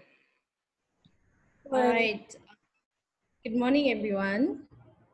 Good morning, thank you for sticking around. Thank you very much. I'm enjoying the art show and the exhibition so far. Thank you so much for giving me this opportunity.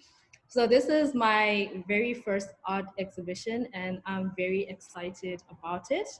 So I started painting this year actually through traveling and I've been in Malaysia since lockdown, as Brittany said. So that's where I actually discovered my passion for painting and in particular abstract art and contemporary art. So in the first section, okay. So in the first section, you guys are going to see Dude, right? So the theme of my art collection is based on a tribe. And a tribe is a family unit, a sanctuary, a home. And in the Black community and culture, Ubuntu is an important concept that conceptualizes who Black people are. And it's part of their spirituality and their core being. So, Dude. Dude symbolizes the Black man and through his adolescence and adulthood. And the colors that you see there, they depict purity, innocence, and kindness, but at the same time, anger and uncertainty, because he's never safe in the society that he is living in. But his Blackness, as you can see the Black there, is his pride, even though he knows he might die because of the color of his skin. And then the next one.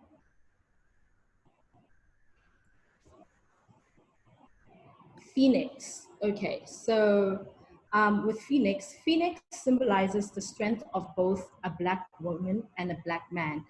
And it also represents that regardless of the pain and the struggles that the Black man and the Black woman go through, they come out as warriors, and at the same time, they're still gentle, kind, and forgiving. So these colors just represent that. They represent like their emotions.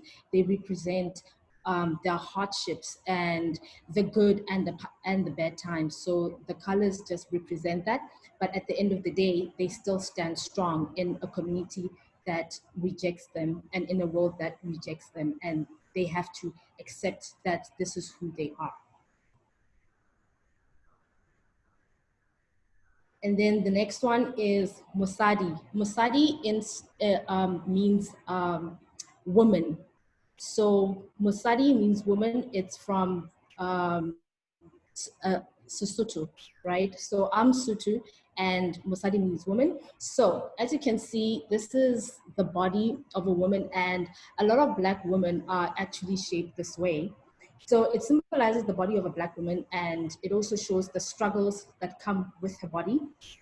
Sometimes we are criticized and we are told that, oh my gosh, you are so thick, or you're not skinny enough.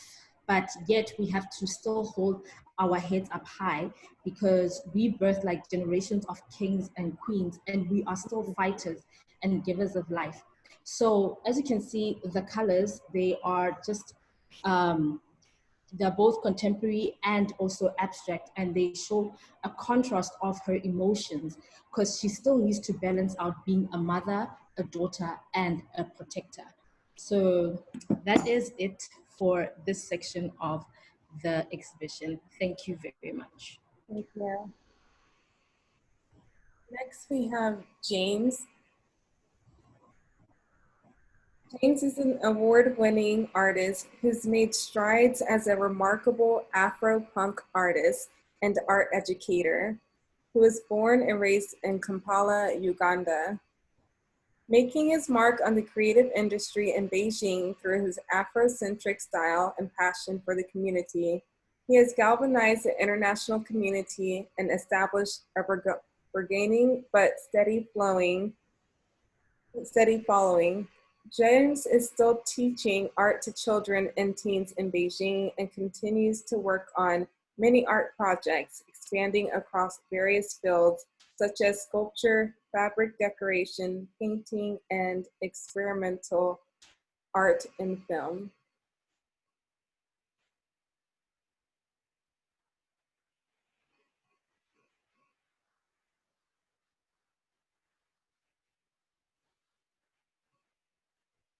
Next, we have Thando. Jay is a Renaissance entrepreneur, author, and soul engineer by profession, rooted and watered from the deep south of Atlanta and Miami, USA. Her greatest inspirations include jazz, culture, travel, and nature. She is the creator of CF Inc., an art lifestyle brand that serves as a creative manifesto for conscious, cultural, and diverse communities worldwide. CFI Creations ranges from published literary works, fiction, poetry, inspirational essays, and more, to visual artworks, paintings, design, and mixed media. Jay's visual inspiration and mantra are envisioned through the altruistic ideal that life imitates art and art imitates life. An avid environmentalist and humanitarian, a majority of her art is deeply influenced from world issues and philanthropic causes, and her choice of media is consciously rooted in organic and recycled materials, such as glass bottles, cardboard, seashells, wood, and fruit seeds, just to name a few. And we'll see if she's on and she can speak on about her artwork. Yes, she is. Hey. Hi, sorry, I forgot to show your wonderful slide. No worries, no worries. Good morning, good evening. Just want to thank you, Brittany, for the opportunity and for creating this inspirational platform. And I want to thank the fellow creatives and just advocates today joining us.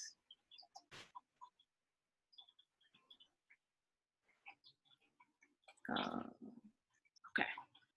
So this piece, Hybrid Abstractions, it's basically like an ode to ancestral visual communication.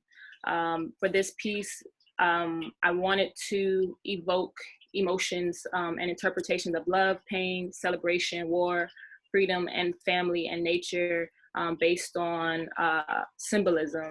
One of our oldest forms of communication as humans, one of our first languages is through pictures, simplistic drawings of ancient symbolism from indigenous parts of the world.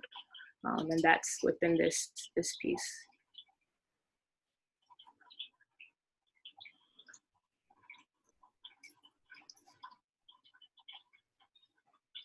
For this next piece, Black Magic, it represents like a fluid kinship, sort of like a relationship between two beings or two natural elements, a ritual balance, and like a promise of hope. I wanted to evoke emotions, especially with everything going on, just a happy piece, a piece where people can see themselves or see someone they love or a relationship that they love. And sort of like a yin and yang depiction of black and white, life and death, joy and pain. With life, everything is about balance. And for this piece, I just wanted to exude that essence. It's definitely just like a matrimonial wave of emotions and connecting realities of desired societal perfections and also the necessity of soulful imperfections. So those are those two pieces I have for today. Thank you. Oh, thank you. Next, we have Jared Arcane, who is not here today, but she's a graduate student at Texas A&M pursuing a Master's of Fine Arts. This first piece that was submitted is Paradox. This work explores the KKK's use of Bible verses to support its hateful rhetoric and also the use of Bible texts to manipulate enslaved people. The KKK wrote its own religious text, which it called the Koran. This poorly written text frequently quoted Romans chapter 12. The skin of artwork is composed of texts from the Koran and the verses from the Bible, which supposedly supported their doctrine. The Confederate flag grows out of the left underside of the cross and moves to the front like a cancerous growth and slowly morphs into the recognizable flag. The work is attached to the wall with rope, one end of which represents a noose, with the other end representing a puppet handle. Paradox is lit from within, which allows the words to be visible and is installed at an angle, which makes it appear to be looming towards the viewer. Jerry says she is thinking of installing this work as a sign of protest outside and to document its decay and destruction. And I think this is just a really telling piece, especially right now where they're not being not talked down to, but our president in America isn't saying anything about the recent attacks and the problem with white supremacy in America and how that has been infiltrated as a part of the government as well. So this is just a very telling piece, and I'm glad she created a piece like this to speak out about that. And also thanking the Marines and the Navy for banning the use of the Confederate flag or the display of the Confederate flag if you are a Marine or a Navy member, a Navy soldier. And hopefully we'll see the rest of the United States military continue to take the lead as the Marines and the Navy have. This next piece is called Gone with the Wind.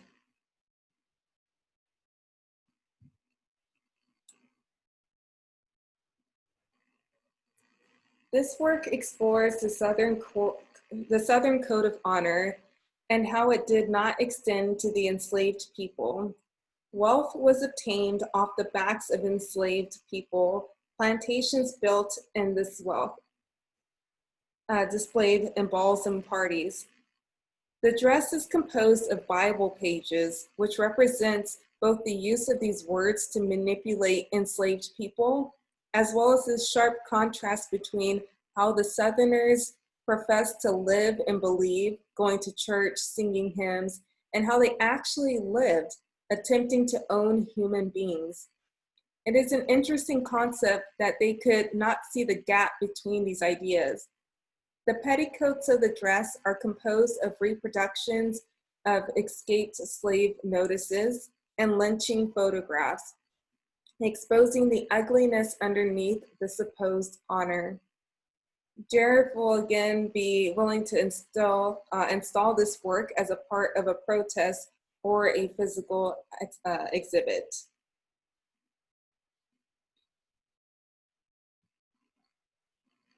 So once again, we have come to a pause in our next exhibition, and I know we're running a little behind on time. We're at 2.5 hours already. So I'm just going to go ahead and go into the next gallery, or actually our next performance. So Reddick could not be here today, but Reddick is an artist, singer, songwriter who has held solo exhibitions in Shanghai, China. Reddick could not be here for our exhibition, but has contributed a sonnet he wrote in response to the murder of George Floyd.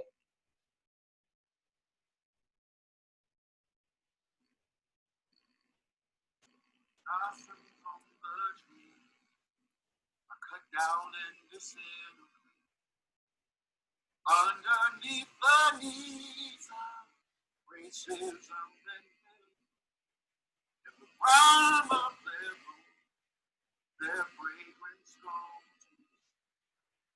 Unfortunate tale of his time, rose with the skin of mine. I can't breathe.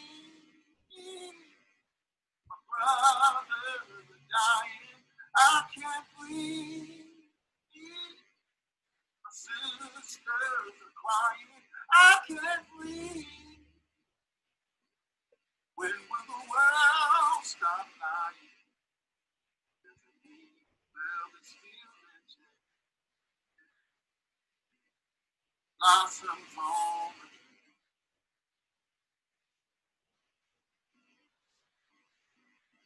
So now we're entering into Gallery 4.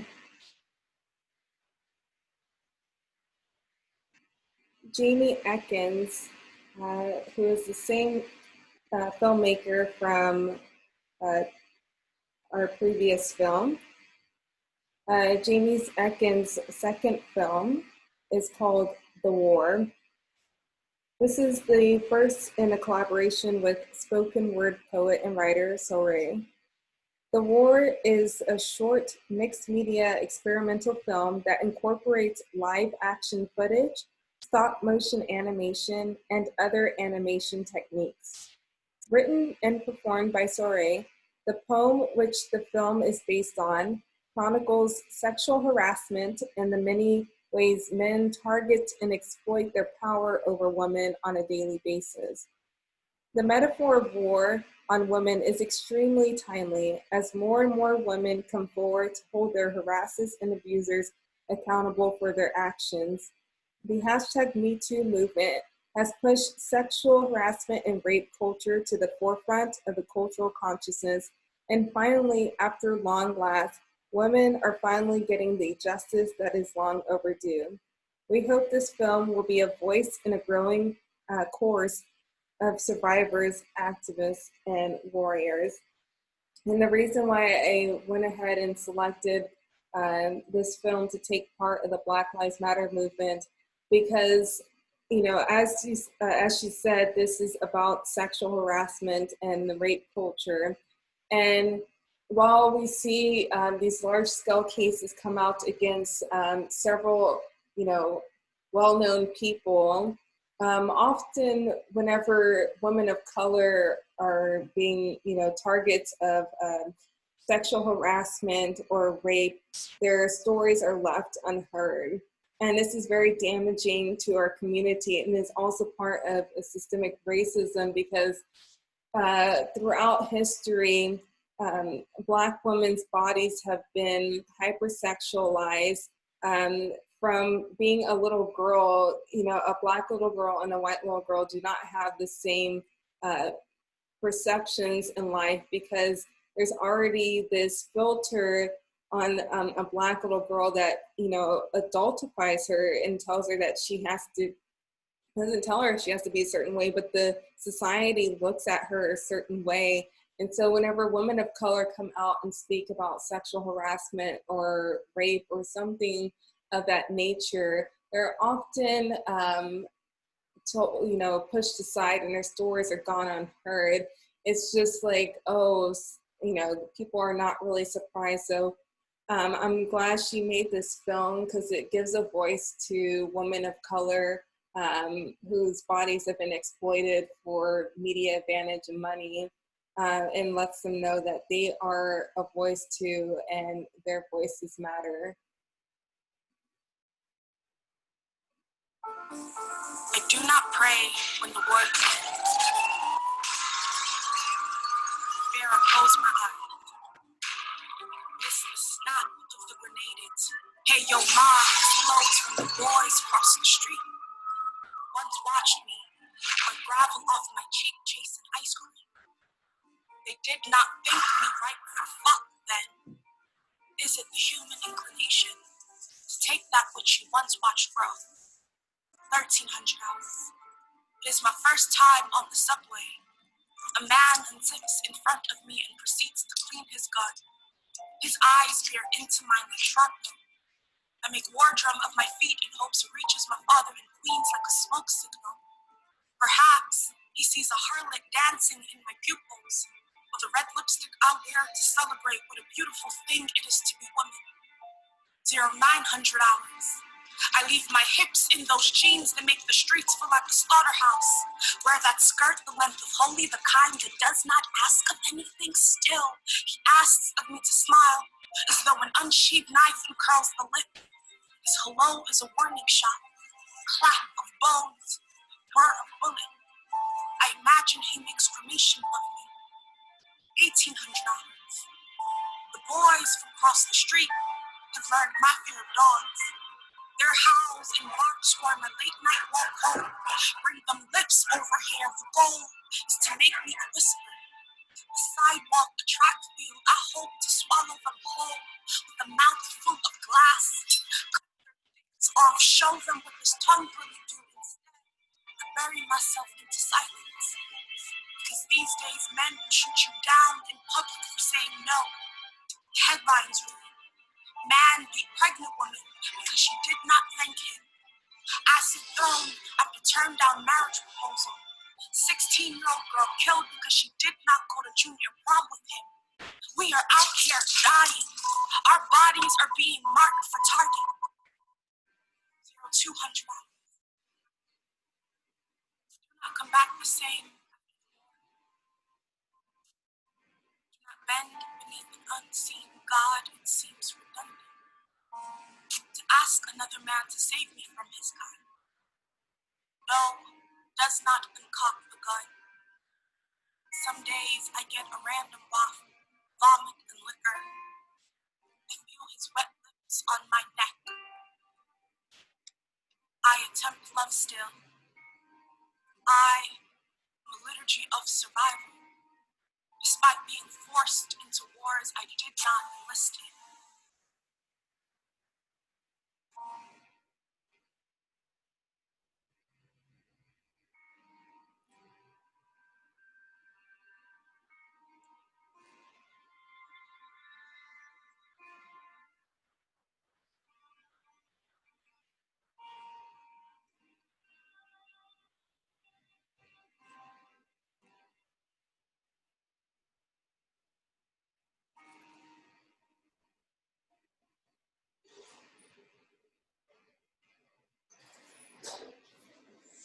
And that was really such a powerful piece, and I'm glad we're able to show it. And I hope, we can go back to Shanghai and be able to showcase that work as part of a larger series.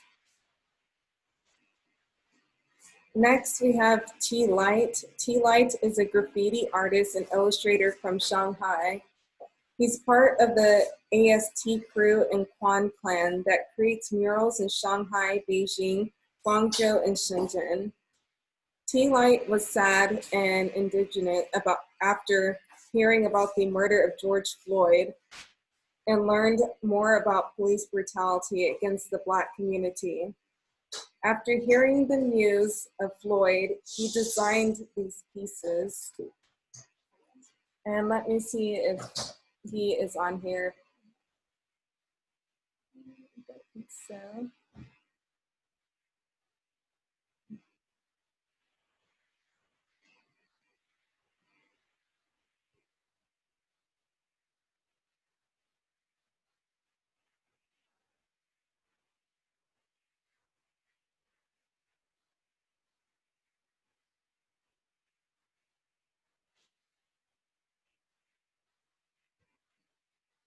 Chen Guo is a designer based in China.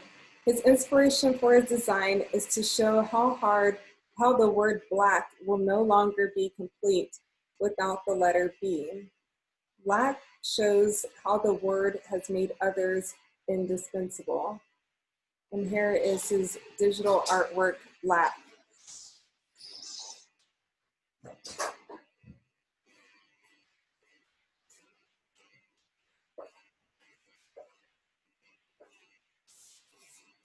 Zhao Ziqing is skin tone an indicator of whether or not you can be vocal? Isn't law enforcement supposed to be just and fair? Black people were discriminated against and abused because of their skin color. Skin color should not be a reason for violent law enforcement and discrimination. Zhao Ziqing is a student at Tianjin University of Technology, and this is his first time participating in an exhibition. He was very excited. He could not be here today, but he wanted to show his response to police brutality in America. This is his work, Minneapolis.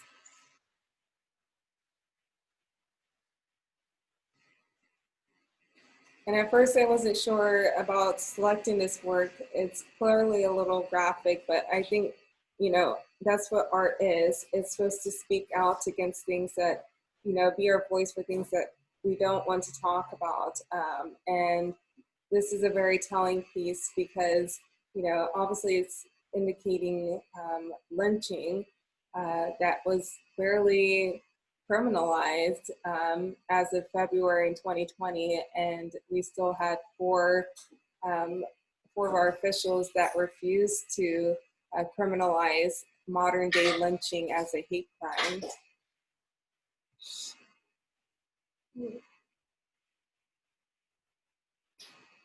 Next, we have Jennifer Hollinas, and let me see if she is on the call. Yes, she is. So Jennifer was born in the Philippines in 1993. She is a graduate of AB Graphics and Media from Cebu Institute of Technology. She specializes in graphic design, illustration, and branding. She has debated since high school and now currently coaches students in public speaking and debate. She also works as the company's graphic illustrator and takes on creative projects and challenges on her off days. And welcome, Jennifer. All right, first of all, thank you very much, Brittany, for providing this platform for everybody. I'm very grateful to be part of this. I think that the major conversations that we need to have is that we need to acknowledge that these power disparities and inequalities indeed hurt Black lives significantly more than it does others, be it through poverty, unemployment, health, educational disadvantages, and more recently highlighted, over policing. These things have occurred way before 2013, and I think it's very valuable that we continue to provide platforms for these conversations to remain relevant. I do have a few words I like to share about the artwork itself as soon as it goes on screen. So if it's okay to move to the artwork itself, I can explain. So this artwork is called Say Their Names. There's been far too many who have fallen in the struggle for equality, so many whose voices and breaths forcibly taken away, which is represented by the white smudge across George's mouth in this artwork. I think people need to keep talking about this, keep saying their names, and never forget. As mentioned before, I have been debating for quite a while now, and I still make art ever since I was a kid up to now. And I think it's that intersection between discourse, dissent, and visual stimuli that can help amplify powerful ideas and messages across different barriers and senses. Although I do think that some things are just not up for debate. Black lives matter, it always has, and I think we can do all our, everything in our power to help as well. Thank you very much, Brittany. Thank you, Jennifer, and thank you for your patience throughout this exhibition. No worries, thank you. I'm glad to be here.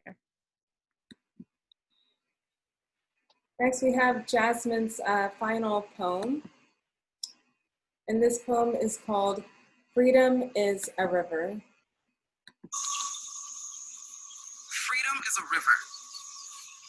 Freedom is a river, the life force of the dream.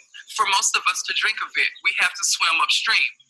Justice is a balance scale. She measures up both sides. One man's sin earns another man grace. That's why they say she's blind. Acceptance is a melody singing we're sisters and brothers. Mankind was created equal, just some more so than others. Democracy is power for the people of a land, but when they fail to get involved, it slips right through their hands. Voting is a mirror, reflecting values you hold true. Cast your ballot for contenders who remind you most of you. That's why they say a country gets the government it deserves. Then it flies or fails like rocket ships while the world observes. And the world will be watching, waiting to celebrate or grieve, because very soon that mirror will make clear what we believe.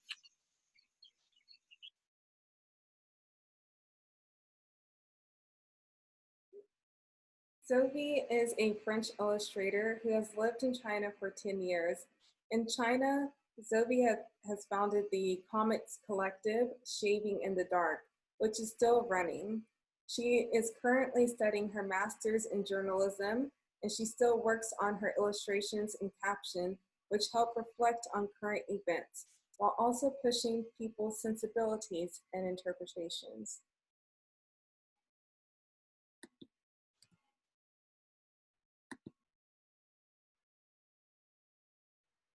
This is her first illustration. We need more than a Band-Aid.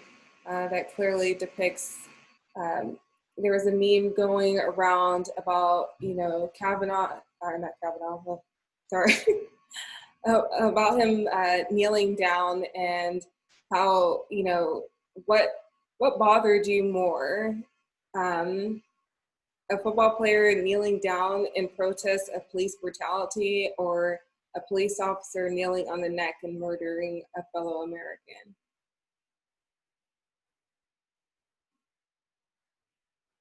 And Kaepernick, not Kavanaugh. So sorry, would not want to call Kaepernick Kavanaugh.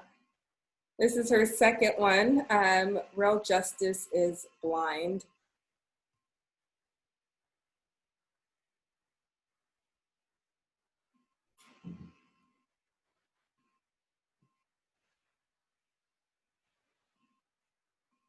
Heather Spencer is a New York-based artist whose mission is to make art that gives others hope in being alive. Originally trained in performance art, Heather has brought her drive to create into digital art world, finding her style within the constraints of technology. So I'm going to unmute Heather so she can speak more about her piece. Hi, hello. Hi. Yeah, so I am just incredibly honored to be a part of this and to be among such incredible artists. And my piece, I called it Another Kind of Rainbow. It is really speaking to this unprecedented June, and so the blurb that there was a piece of that I wrote for this is another kind of rainbow speaks to this unprecedented June, choosing to embrace pride by challenging its participants to take action. Just as a rainbow is reliant on each shade, so is our society, and all lives won't matter until Black lives do. Yeah, and so it's painted digitally with different skin tones, which even in just trying to find swatches for that are so poorly represented that I even had to go to like some Fenty shades to pull even more. And I just really wanted this to be as inclusive as possible, to really signify how this is something that everyone needs to be a part of right now, and to come together to find unity in something that we're all responsible for fixing within our society. So this is my piece. Thank you, Heather.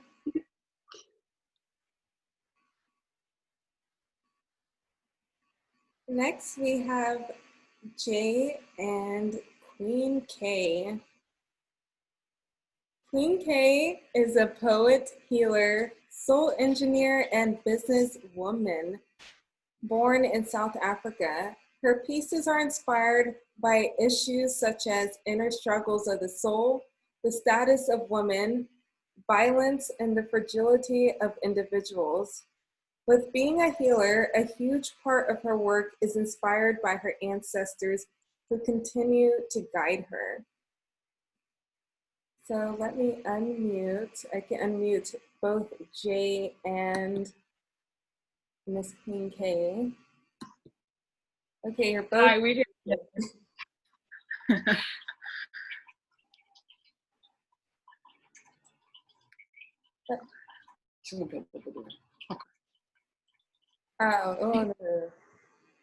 Did you want to say something, or you just want me to play the video?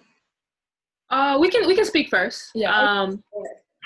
So X is, during the creative process of X, we reflected deeply on the following proclamation from the iconic brother, Malcolm X.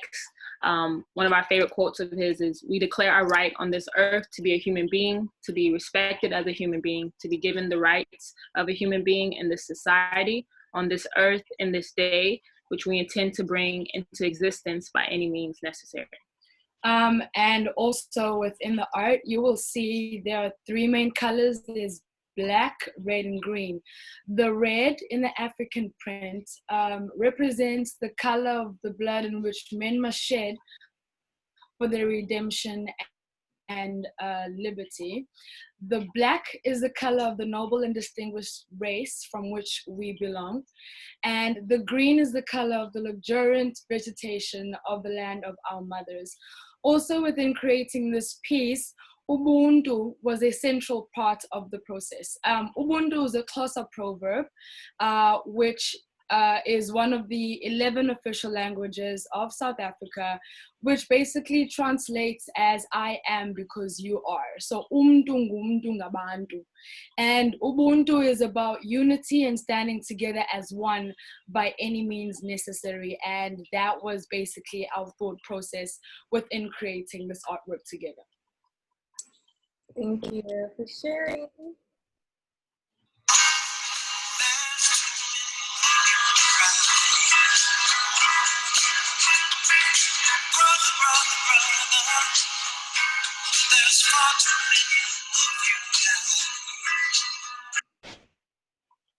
His short film, but thank you so much for submitting your work and taking part of this.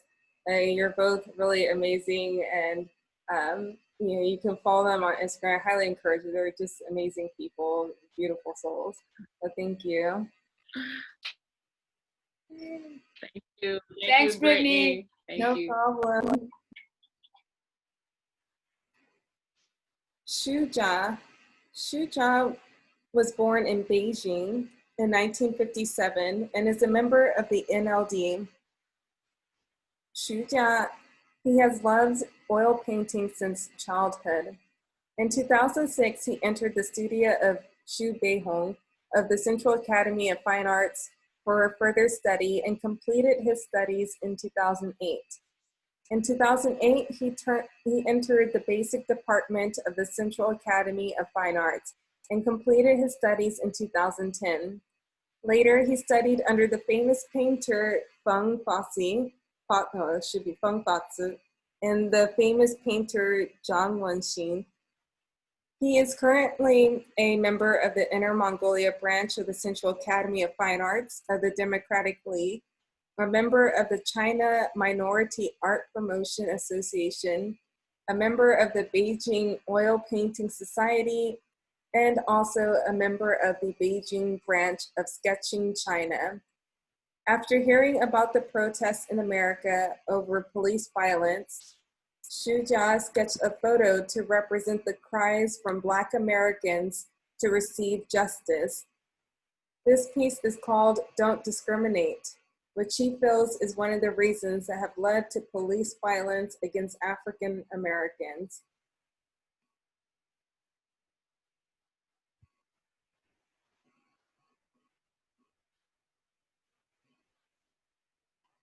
Paul Desio is a French street artist who wanted to pay homage to the movement. After watching Reverend Al Sharpton's speech at George Floyd's memorial, he created this piece, The Cries of Many Black Americans Across the Nation. Let us breathe.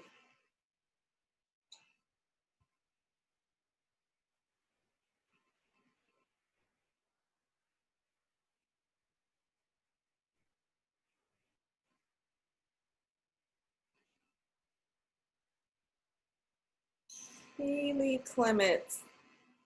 Oops, I don't know. Wait a moment.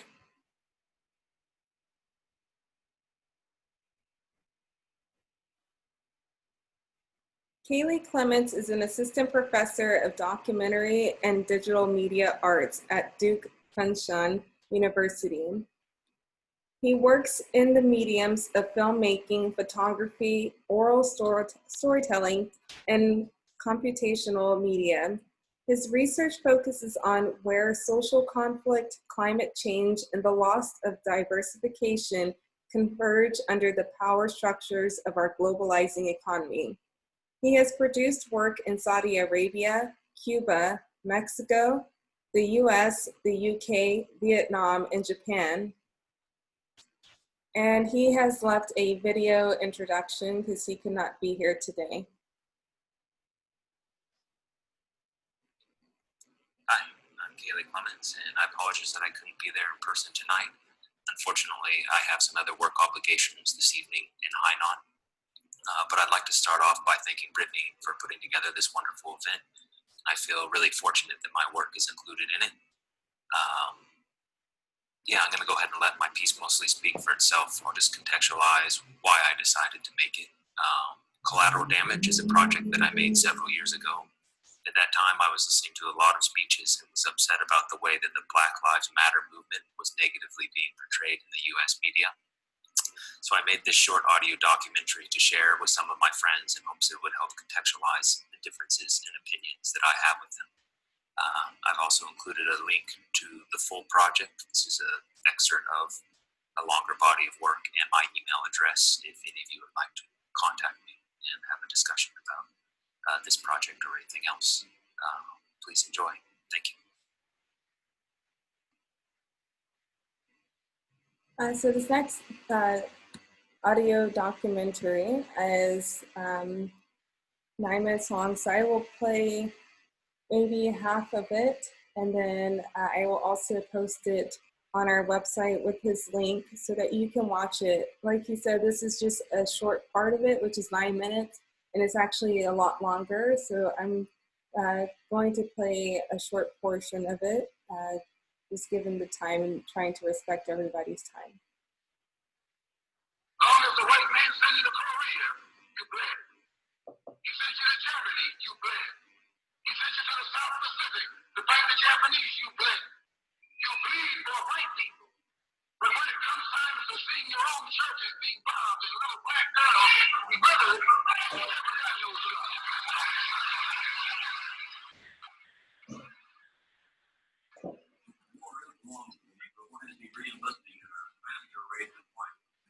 That's very obvious and very understandable. It comes right back to the problem of discrimination here at home. It's an economic problem.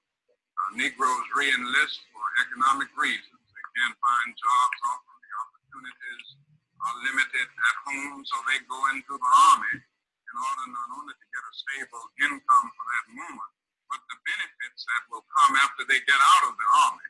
And I think the problem is that we haven't solved the problems here at home, and until we solve these problems, we'll have these re-enlistments. So it's all the same problem. We are dying in disproportionate numbers in Vietnam, and we are facing disproportionate justice right here. When we open our eyes today and look around America, we see America not through the eyes of someone who has enjoyed the fruits of Americanism. We see America through the eyes of someone who has been the victim of Americanism. We don't see any American dream. We've experienced only the American nightmare. We haven't benefited from America's democracy. We've only suffered from America's hypocrisy. And the generation that's coming up now can see it and are not afraid to say it. If you go to jail, so what? If you're black, you were born in jail.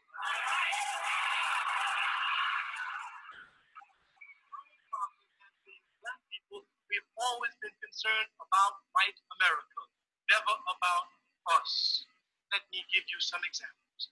We always want to prove what good Americans we are. The very first man to die for the War of Independence in this country was a black man named Christmas Adams. He was a fool.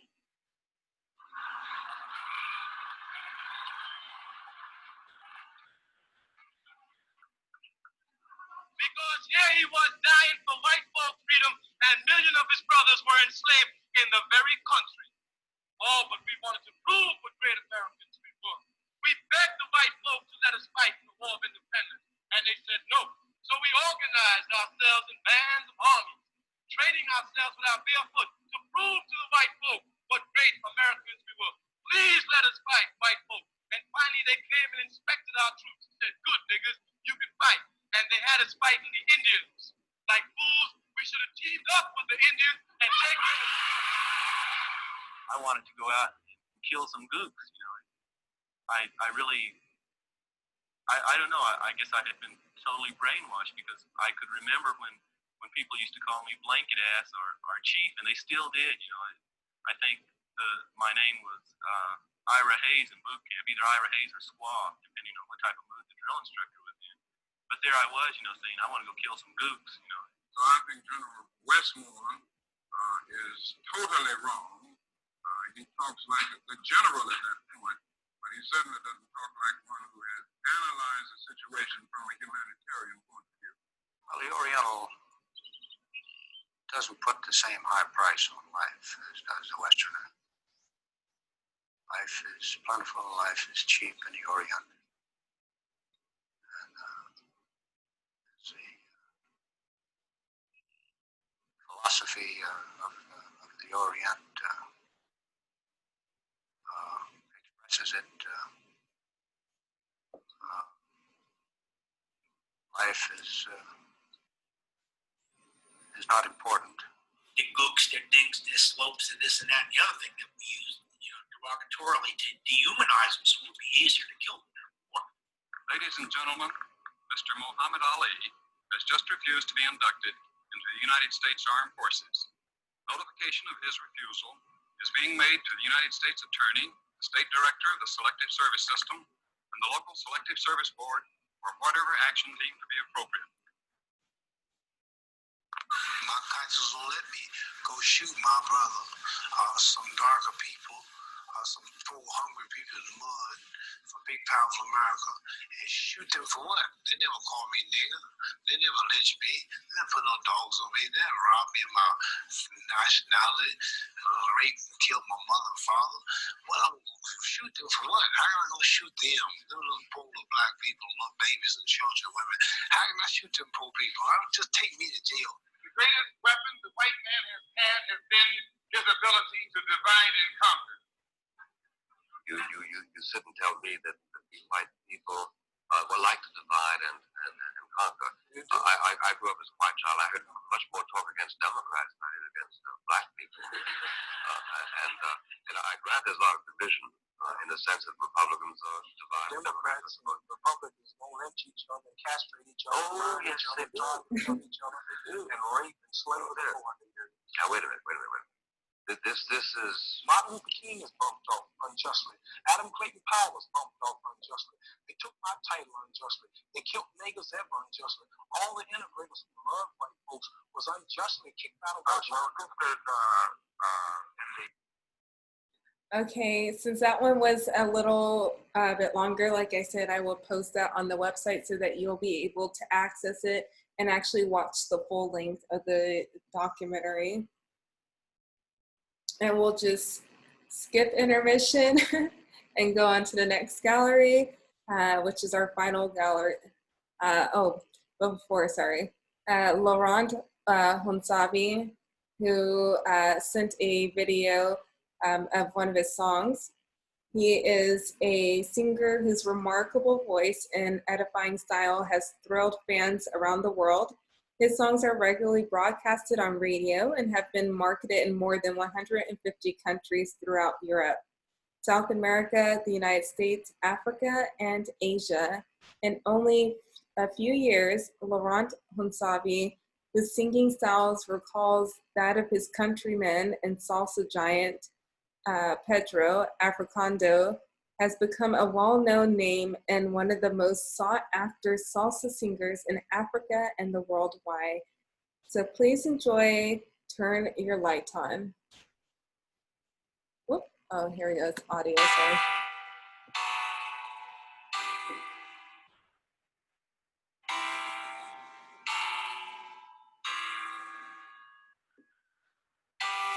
Turn your lights down low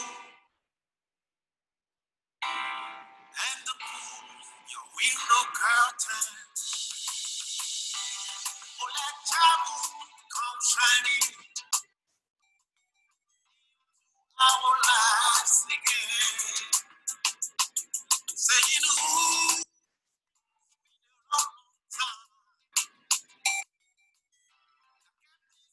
that's for you, girl.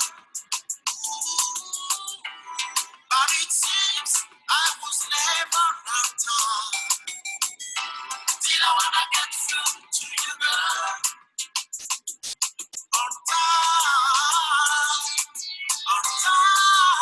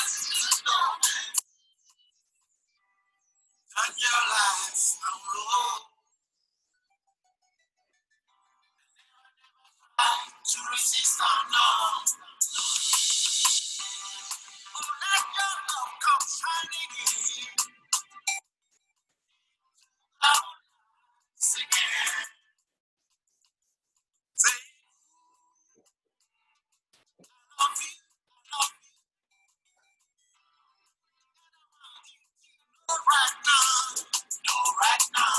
Ooh, I love you. And I want you to know right now that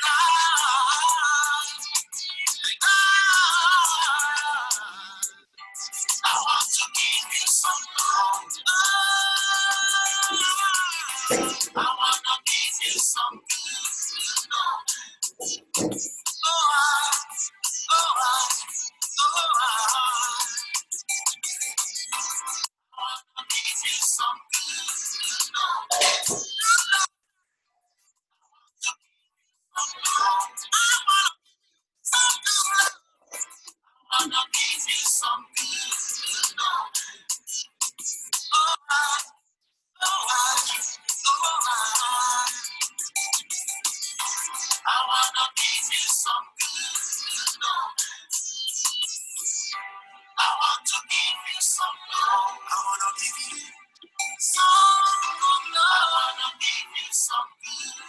love. Turn your lights down low. I wanna give you some good love. Yeah, I want to give you some love. Let your love come shining in. I wanna give you some good love. Sing ooh.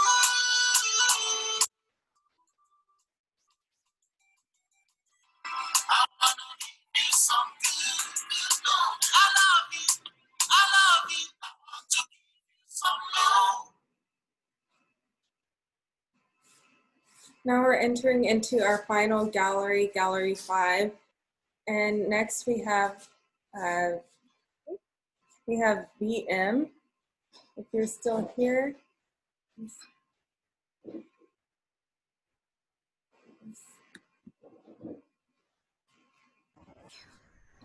Okay.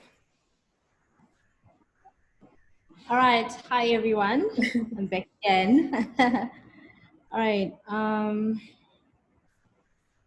So for this part of the exhibition, I'm going to be talking about Miles, Sidupe, tribe discovery, and color. So, so all of my 5 art pieces, they all have lines in the middle of them that symbolize a family unit. The family unit symbolizes happiness and success, but at the same time, it symbolizes tragedy and fear, as the lines also symbolize like a jail cell that many Black men find themselves in. Sometimes they're convicted of wrongful crime, and sometimes, even though they do the same crimes as other races, they serve longer sentences. They also symbolize separations, like a separation of families. As a result, this traumatizes the unit as a whole, but the colors also represent that beneath it all, love and forgiveness always prevails. So the first one, Miles. Miles has colorful lines, as you guys can see, and they present joy and peace even through dark times. And then the next one is Sidupe. Oh, tribe, sorry, okay. So tribe. Tribe focuses on the family unit as a whole, and it represents my family, this particular picture. Because in my family, it's like 7 of us, my mom, dad, and 5 kids. So growing up in a big family, you face like different, emotions and different complexities as you grow up. So that's just a depiction of how I grew up in a big family. It comes with the joys, it comes with the sadness, it comes with the ups and downs, but through it all, we still prevail as a family. Right? Okay. And then color, right? Color, as you can see, still the lines as well. It focuses on the beauty of family and the love and the joy that comes with being in a family. So that's what color is all about. It's just about joy, happiness, and just being full of life. So that's what color is all about. Okay, next one, discover, right? So with discover presents different family units and how as a child you grow up to be either a man or a woman, and how you form your own family when you maybe go get married to another person, and how you become part of that family unit as well. So it just presents like that. It just presents different family units and how we as society become part of those different family units as well. Okay. Next one, Sudupe. Sudupe is actually dedicated to my mother. It actually means a fortune teller. So the colors represent her family unit and what she foresees in the future, and how she protects her children, how she protects her family, and ensures that they have a safe and secure future. So that's what Sudupe is all about. And I guess that's it from my exhibition. Thank you so much, guys. That's about it. Thank you, thank you, thank you for this great opportunity. Thank you. Thank you. Next, we have Louisa Naslin, who has been very patient, I must say, through this time. Louisa is an artist and designer from Armenia. Please give her a warm welcome. And let me unmute her. Hello. Yeah, okay. So hi everyone. So it was very late at night at 3 a.m. when we started, and now it's already morning. So good morning, everyone. Good morning. First, Brittany, thanks for organizing this event, and all the artists to speak up. Martin Luther King said, "Our lives begin to end the day we become silent about things that matter." And Black Lives Matter in the USA, in Canada, in Australia, in China, in Africa. Black lives matter everywhere, like anyone else's lives mattered and matters. But this violence keeps happening to Black people in particular because there is a history we haven't faced. There are words we haven't said or haven't said enough, and deeds that we haven't done or we haven't done enough for Black people and against violence in general. So I see two solutions here. The first is the early education. So the kids won't be taught to be judgmental to others based on race, nationality, gender, religion, etc. And second solution are the new history books. Because we are taught in our history books lots of things, for example, about Columbus, about lots of other things, but I think around the world we really need to re-edit the history books about, so the kids can acknowledge the slavery, the wars, to say sorry for what ancestors did and move on, because there is no other way to fundamentally solve this issue if there is no honest facing the history. Because I'm Armenian and we also have genocide issue in my nation's history, so I can relate to this issue, and I can totally say there is no other fundamental way to solve the issue if there is no facing the history and saying sorry for that. Can we move on to the painting, to the drawings? Yeah, thank you so much. The first one, we see 4 colors of corns. This comes from a legend or a tale from Hopi cultures, Hopi tribes. So they, long before that we believe or we are taught that Columbus discovered America, the Hopi culture, the Hopi tribes, they grew corn with 4 main colors. So white, yellow, red, and black. so long before we thought that we discovered America, they already knew about the four colors of skin, of people with four skin colors. The second one. Thank you.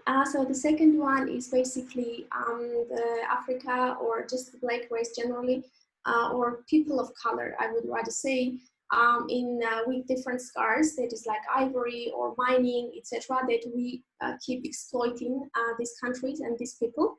And of course, our caress and care to these people. And the background is are the lyrics from Cesaria Evora's words. Translation is "My Africa, Our Africa." Actually, this is a very nice song, and you can search Africa Minia and Africa Nosa. And the third one, please.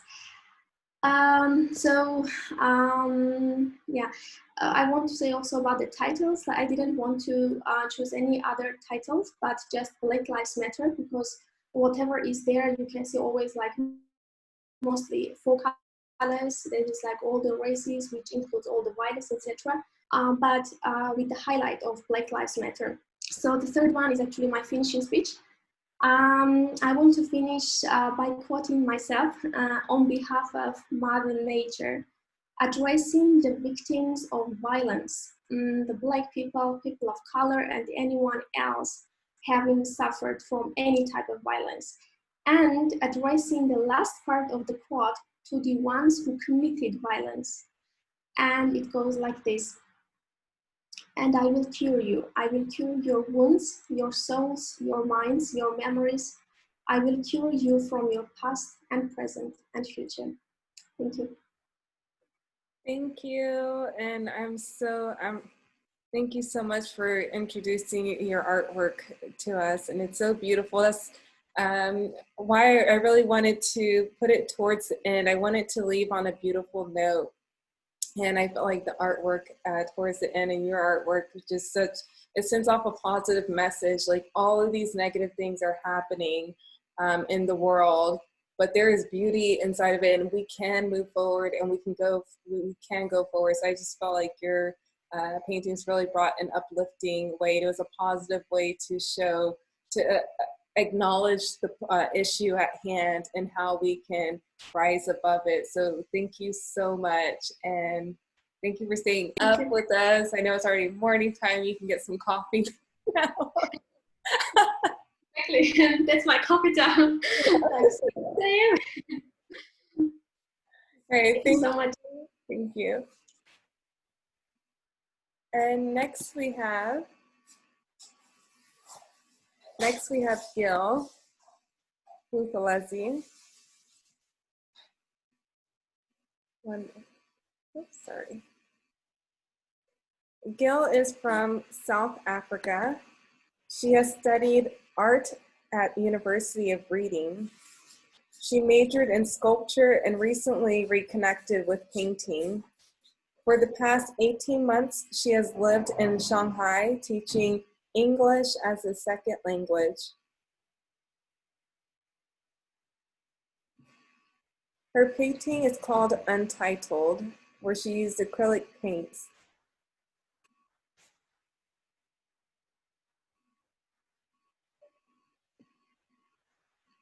When she started with this piece, she was deeply conflicted, as she wasn't certain on what she felt was more important when dealing with such a profound topic.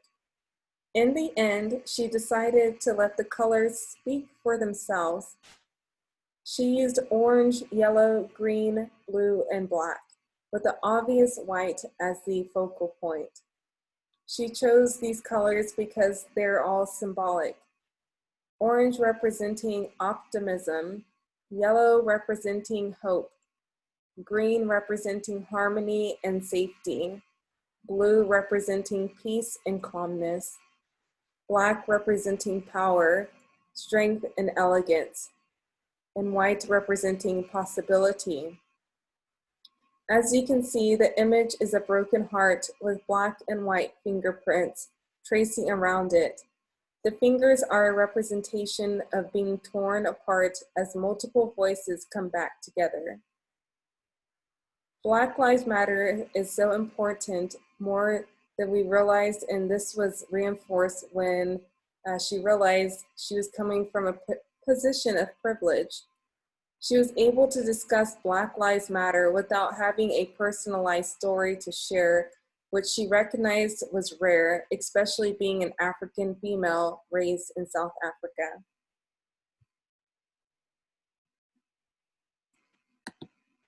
Right, next we have Yvette Stride. Yvette Stride is an Australian artist and educator, drawing inspiration from her surroundings, especially in her home of Hungary, Head Beach, and Baizhou in China. Holding a Bachelor of Fine Arts from Queensland University of Technology and a Master's of Education from Southern Cross University, she navigates the world using her spiritual compass of creativity.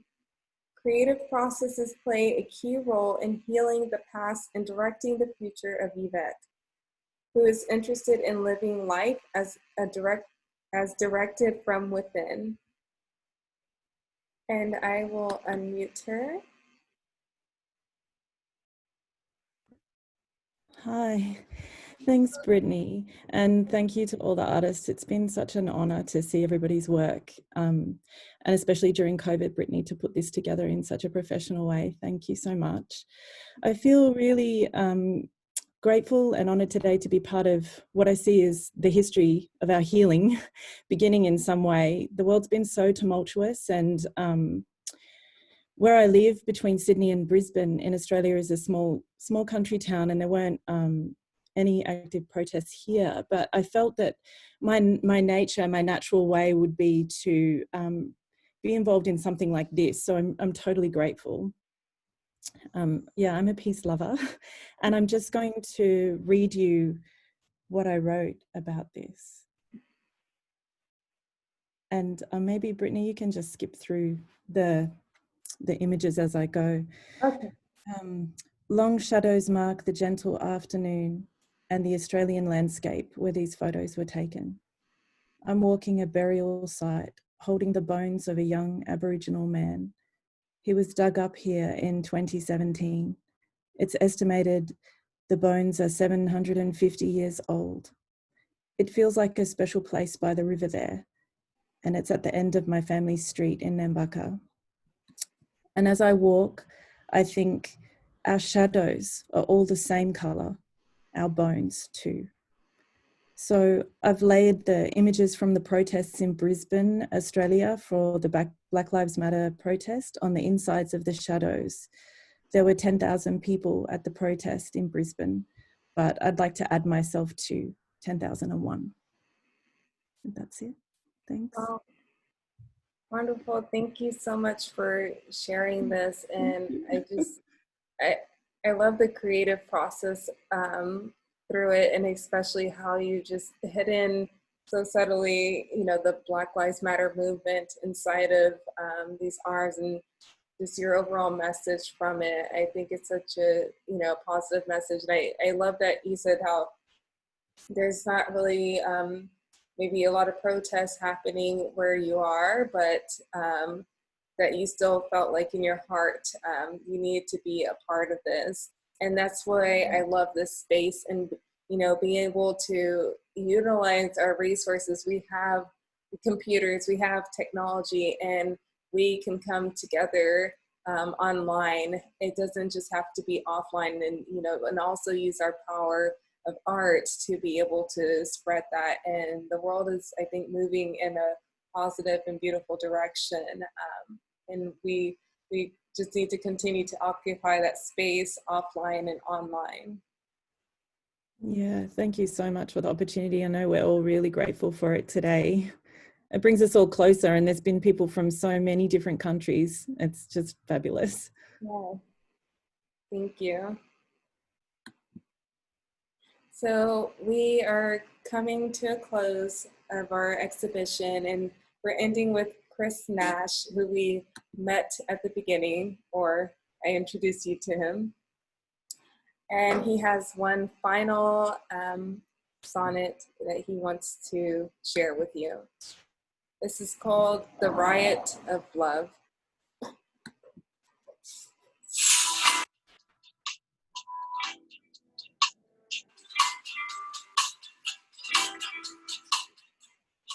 The Riot of Love, a ballad.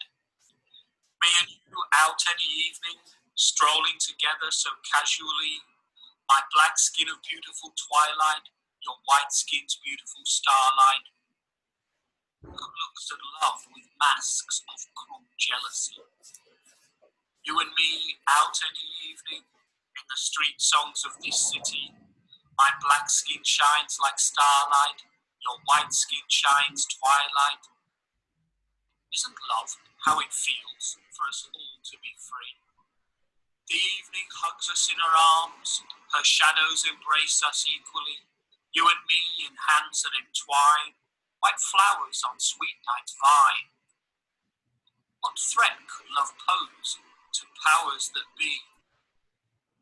Officer, how can you be happy when your happiness is dependency on looking down on me?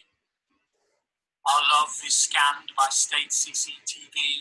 Our love rings alarms in state security. You and me, lips who protest in kisses, kisses who heal up scars of slavery lashes. Is tenderness a trouble to masks of white supremacy? Officer, you're no nearer the dream than me. If you take my history from me, then you have no more history than me. A still evening, strangled by chokeholds, my hand in your hand baton smashed, my black skin torn, run scarlet with sap, your white skin torn with scarlet dew drips.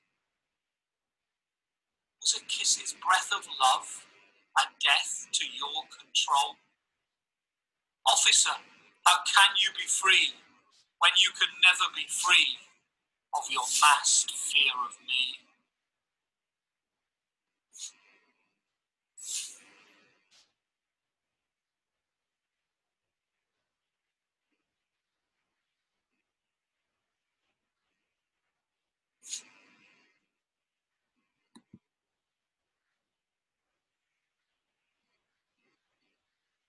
So we have come to the end of our exhibition, and this has just been an absolutely wonderful experience. I mean, this was doing an exhibition online, but out of all the exhibitions I've ever done, this has been absolutely hands down the best one, because we are a part of the change, and this has been absolutely beautiful, hearing everyone's stories and the reasons why the Black Lives Matter movement is important for them, and seeing how active people are. I know things can change, and it's just absolutely lovely, and bringing people from all around the world. So I want to thank everyone as well. I will unmute. I think I can unmute everyone now, or you can unmute yourselves. But yes, I just want to thank everyone absolutely for taking the time, being here nearly almost 4 hours, but it was an absolute beautiful 4 hours seeing all of this. And yes, I just want to say thank you so much. And I want to do this again. I want to, collaborate again. That's what BYoung Fine Arts is. It's, we want to break those barriers down, and we want to create more collaboration and interaction with artists. We don't have to have a big gallery name to be able to push forth, what we want to do. So absolutely stay in contact, and I hope we can continue to do a lot more together in the future. Thank you, Brittany. Thank you very much. Really. Thank you. What amazing. Thank you. It was very nice to meet you all. Yes. Thanks, Brittany. Nice to meet all of you. Guys, thank you for the opportunity. Yeah, it was an honor. Thank you, Brittany. Thank you. Bye. Thank you, Brittany. Thank you. Bye-bye. Thank you. Thank you, everybody.